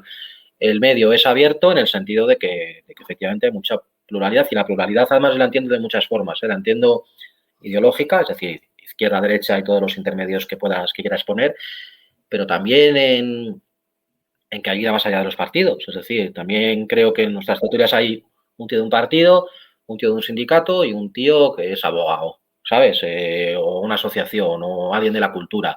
Es decir, para mí la pluralidad también es eso, es ofrecer como un fresco de cómo es esta sociedad. De género o pluralidad también, que nos comentaban mucho en el chat, que muchas veces la información incluso dentro de Cantabria está centralizada en el eje Santander-Torlavega, tal, que de las realidades locales de la comarca de la Sonagüera o de Liébana o del Saja-Nansa o de Campó cuesta eso es muy difícil. A mí mismo me cuesta, pues porque también es que Farde somos 2 personas y media, entonces llegas a donde llegas y sí que es cierto que a veces Santander se lo come todo, en nuestro caso, y eso es una cosa que tenemos que mejorar, pero que pues con los recursos que tenemos y con la información que tenemos, pero sí, es verdad. Pero sí, la pluralidad es amplia y la pluralidad de géneros, de orígenes, de muchas cosas, ¿no? Y también ir renovando, que haya voces nuevas, que no sean siempre las mismas. Es que hace muchos años las tertulias eran un tío de cada partido y ya está, ¿sabes? Y la innovación era los jóvenes de los partidos, las mujeres de los partidos y los mayores de los partidos. Esto ha sido así. Entonces, pues nosotros variamos un poco. Entonces, al variar, se rompen ciertas dinámicas, que es lo que aprendimos, ¿no? Que se podía discrepar, pero como ya no era tu rival político, sino que era un señor que representaba a alguien también y que también tenía su legitimidad, pues ya no le podías responder con ni tú más, que es a lo que se reduce muchas veces el debate. Con lo cual ahí, tal. Y luego, bueno, también la habilidad del que modere, de saber tener sorna, sarcasmo, ¿no? Saber un poco pues se consiguen muchas cosas así. Entonces, y luego también es cierto que nosotros funcionamos mucho con las personas, o sea, prácticamente, sí, vamos, o sea, nuestros tertulianos son nuestra comunidad, son gente cercana, muchos de ellos son socios, son gente que nos cuidamos mutuamente, o sea, es gente con la que cada muy poco tiempo tenemos contacto, y el contacto no es solo hola, ¿qué tal?, sino oye, ¿te ha pasado esto? O ellos, lo que sea, a mí ha habido tertulianos, socios que me han escrito en plan de la pandemia, ¿todo bien? ¿Necesitas algo? ¿Sabes? Que ya es una relación pues muy cercana, porque lo viven como una cosa muy,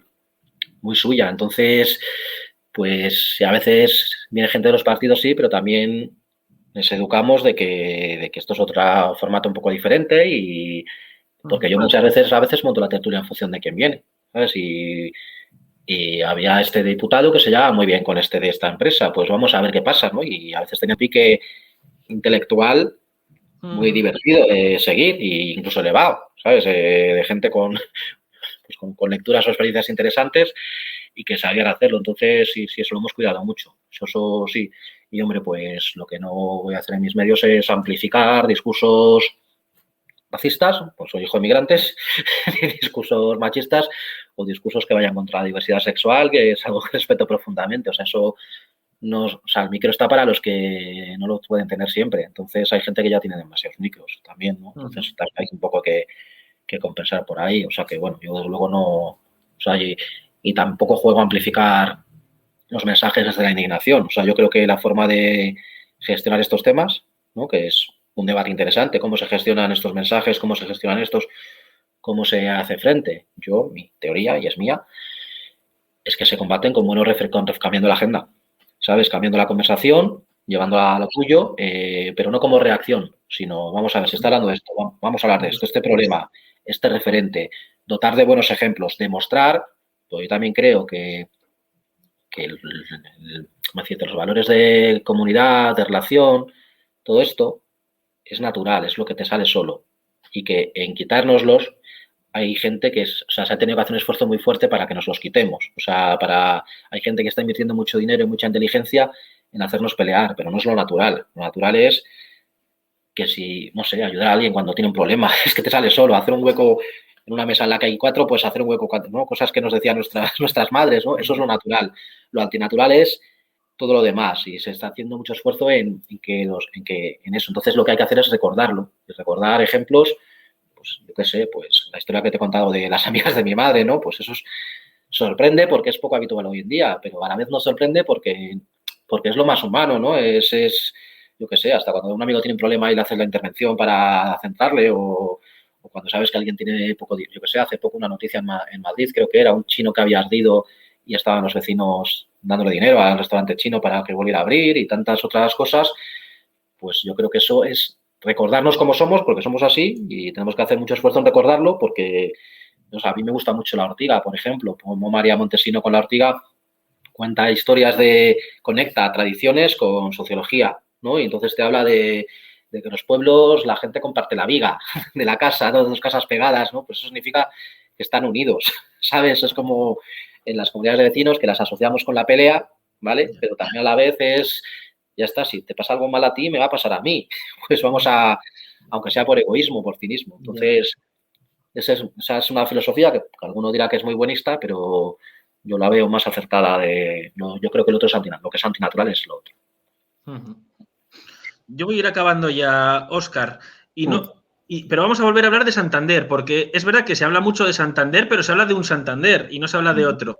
Tú durante mucho tiempo estuviste escribiendo a diario en prensa o en radio o en televisión, pero también has escrito un libro, Expulsados. Expulsados. Nosotros, ahí estamos cuando lo presentamos, a la que tenemos una cara de alegría por haberlo presentado en esa foto, porque nos costó muchísimo hacerlo y sacarlo adelante, y porque fue un reto muy difícil, ¿no?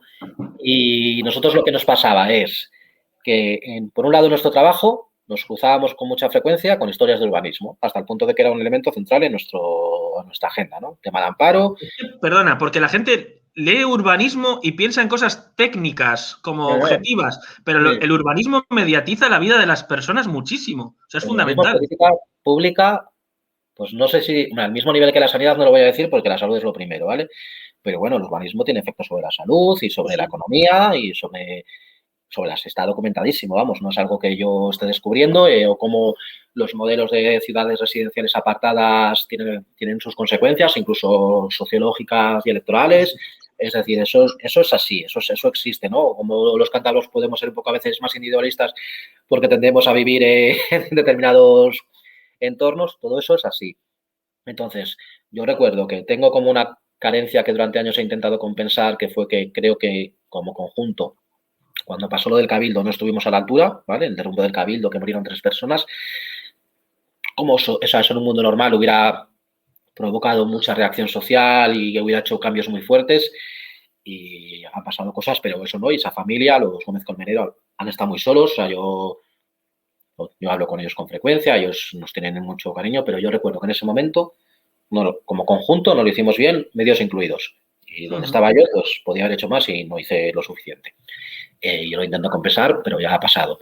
Entonces, cuando nos hemos encontrado con la historia de Amparo Pérez, por ejemplo, pues vemos que fue como el contrapeso, como la forma de, hay alguien que sí que se rebeló y que sí que tuvo apoyo social y que, bueno, algún cambio tímido se consiguió. Y vino luego que si el Pilón, que si el Prado San Roque, que si la senda costera, que si la Marga. Entonces ya eran muchas historias de urbanismo. En paralelo, en Santander hay una cosa que te pasa que es como el Matrix, ¿vale? Que es cuando te pones a leer lo del incendio. Todo lo que pasa con el incendio, que la historiografía oficial, digamos, o relatos más oficiales, hay un gran drama y Santander hace un gran esfuerzo por reconstruirlo porque es una ciudad heroica, ¿vale? Más o menos esa es el relato bonito del incendio, que tiene una parte de verdad. Pero luego la otra parte del incendio, que a poco que te pongas a leer y que está escrita, que está documentada, es que fue un shock, ¿no? La doctrina del shock, en el que la reconstrucción del incendio, que coincide además, pues hablamos 1941, pues unos años en los que había evidentemente menos libertades y el poder era mucho más poder, pues moldeó una imagen de la ciudad a su imagen y semejanza. Esto está documentadísimo, o sea, de verdad que esto no es una invención. Esto se llamaba, de hecho había un estilo que era la ciudad orgánica, la teoría arquitectónica, ¿no? Igual que había la democracia orgánica, que era como se llamaba a sí mismo la dictadura, pues estaba la teoría de la ciudad orgánica. En la el Estado orgánico, que concebía la separación de uno de sus miembros como una amputación. Claro, sí. Hacían la metáfora de la unidad que se quisiera hacer el Estado o la ciudad como un cuerpo humano. Entonces, pues a nivel de ciudad era el cerebro, que era los ejes del poder, con sus extensiones comerciales, o sea, Plaza Porticada en ese momento, áreas comerciales.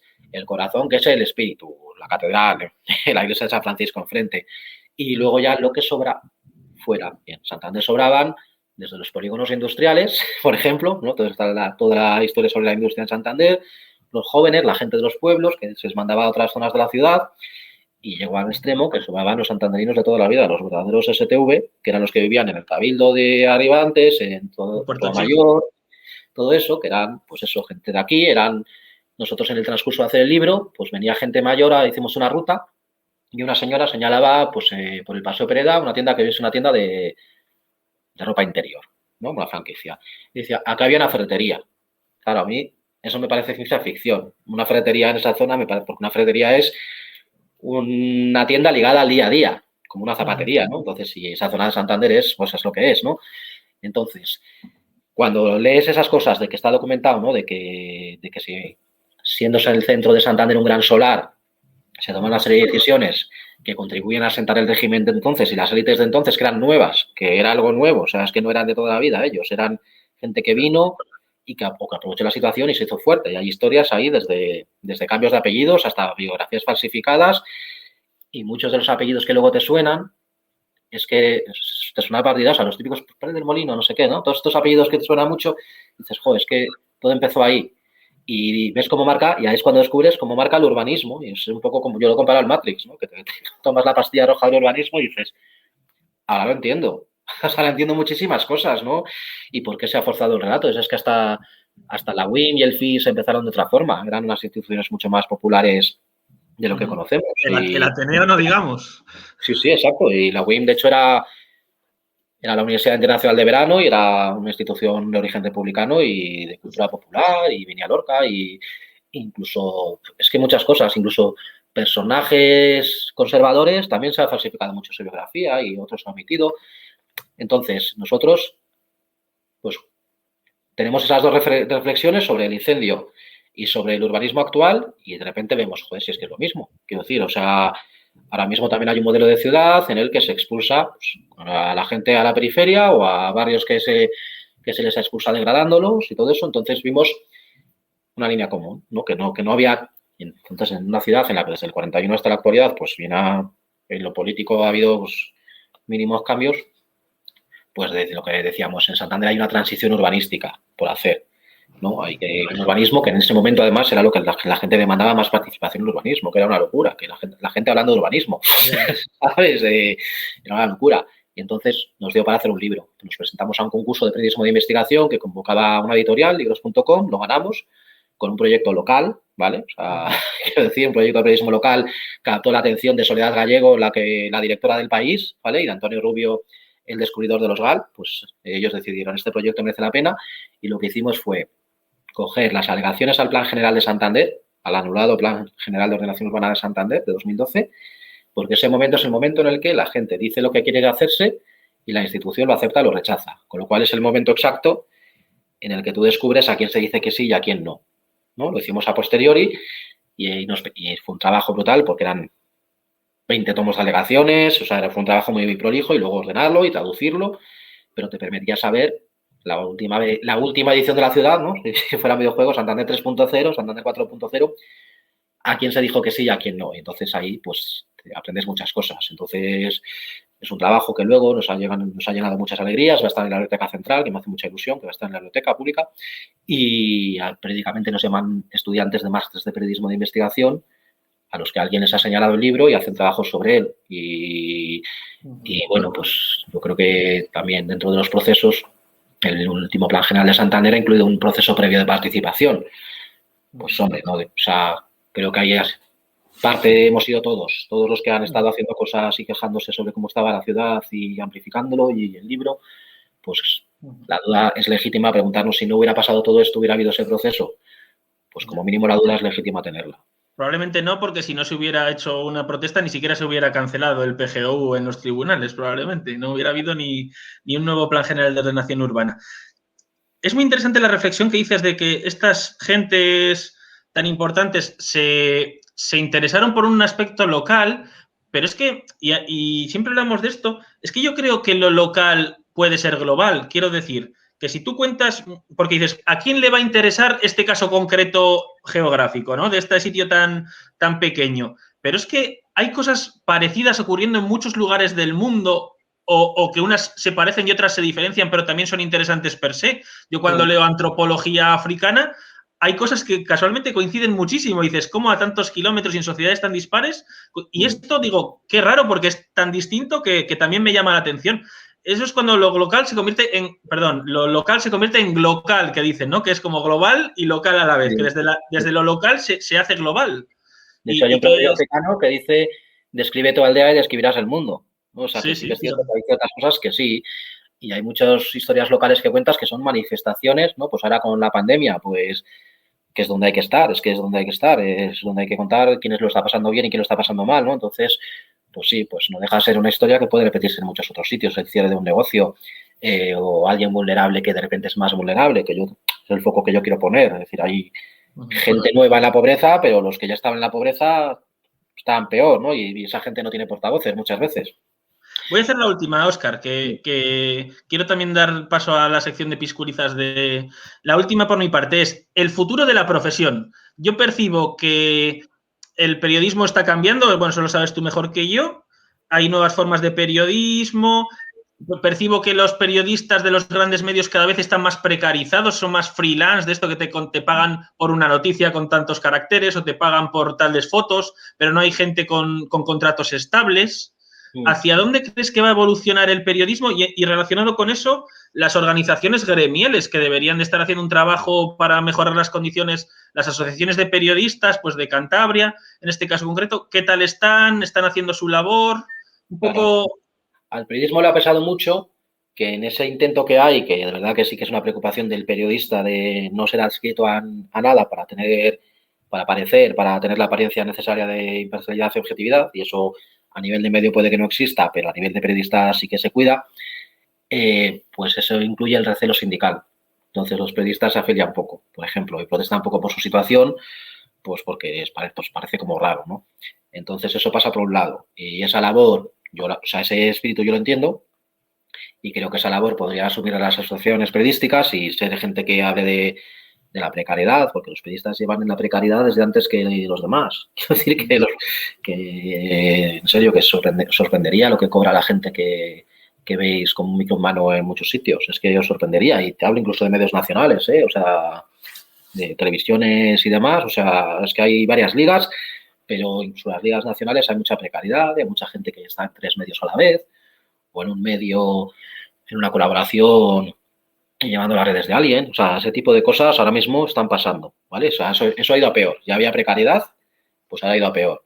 Entonces, el diagnóstico no es positivo, porque encima hay un rechazo a los medios que yo entiendo, pero que a veces es artificial e inducido, ¿no? Y a veces es interesado. Es decir, vale, los medios han hecho cosas muy mal, y eso es así, pero es que en el fondo da igual, porque incluso un medio nuevo que llegara ahora, si criticar este partido, pues este partido decir es que es por esto, ¿sabes? Es decir, que se ha extendido tanto cierto pozo de desarraigo general que ya es consigna, ¿no? En todas las fakes y demás, pues que sí, que los medios han contado muchas mentiras, que sí, que es verdad, que sí, y muchas cosas mal y muchas cosas distorsionadas, pero es que ahora mismo hay mucha gente que, aunque le vayas diciendo es que esto, concretamente esto que has dicho tú es mentira, y dicen, bueno, da igual, en algún lugar habrá parecido algo pasado, o lo dice este medio y ya está, y le haces la enmienda a la totalidad al medio, con lo cual te ahorras pensar y argumentar y ir paso a paso, ¿no?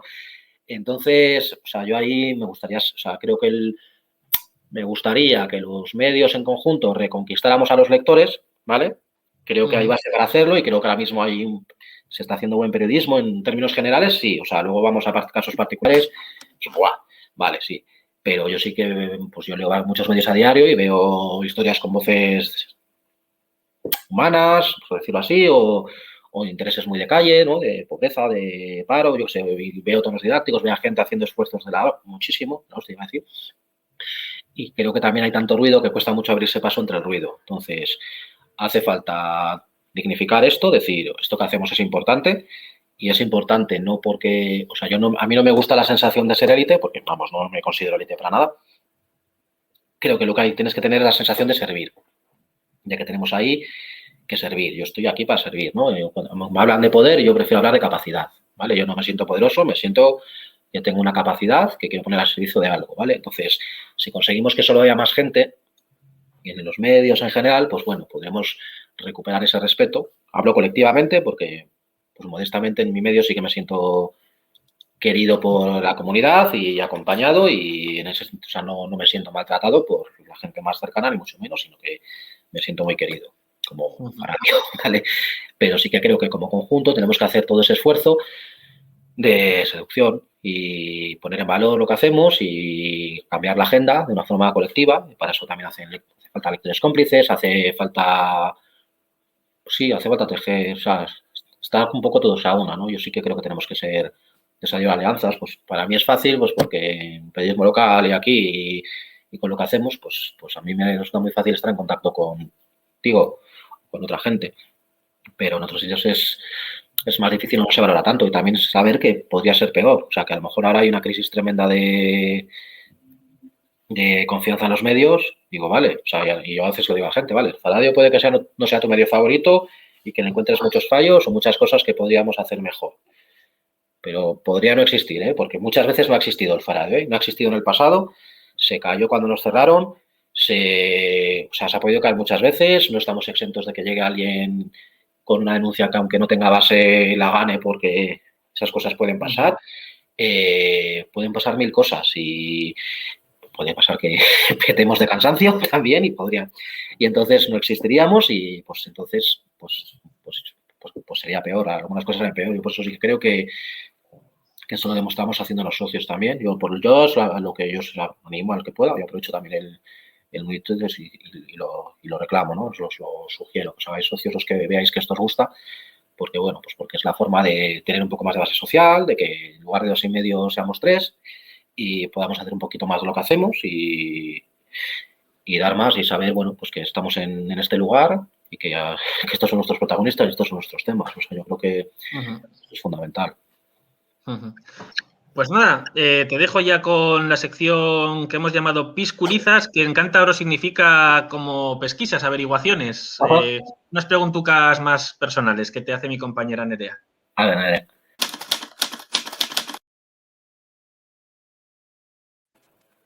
Hola. Hola, Nerea. ¿Qué tal? Quería decirte una cosa porque, o sea, entiendo perfectamente que te sientas mal por no haberle podido dar igual tanta visibilidad al caso del Cabildo como quisiste, pero yo te agradezco, entera que soy, que a día de hoy que les des voz a estas historias porque todo esto que es la destrucción de mi barrio no se cuenta en Es que ningún es un otro. barrio, efectivamente. Sí, yo recuerdo que una vez escribiste un artículo de opinión, porque, pues eso, porque también hay gente que se cree que lo de Cabildo acabó ese día. Y yo por Sí, lo yo lo menos... refloto porque sí, al final Claro, es que el sí. mismo lo que escribí lo siento cada día en el barrio, si no ha cambiado nada.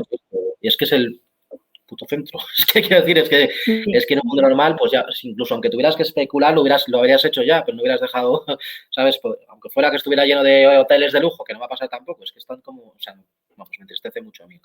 Pero, de nada. Bueno, voy a por las preguntas que son más distendidas. Vamos a ello. La primera es un grupo, una canción que te haya marcado a lo largo de tu vida. Vale, pues como grupo últimamente son 3 en una, ¿vale? Voy a decir 3 en una y además voy a tirar por lo local. Y es que me inspiran mucho y me dan muy buen rollo. Mená y Chebú y La Mala Hierba, Gema, ¿no? O sea, ese trío que además cantaron juntas en artísticas, me motiva mucho lo que hacen, porque me motiva mucho lo que hacen desde el arte, pero también desde, pues eso, Menai le ha dado muchísimo su voz a temas del cáncer, ¿no? Que me parece que también hay muchos temas que contar por ahí. Lo que está haciendo Gema con La Mala Hierba, pues es para sentirse muy orgulloso porque hace cosas que no sabemos qué hace, pero las hace.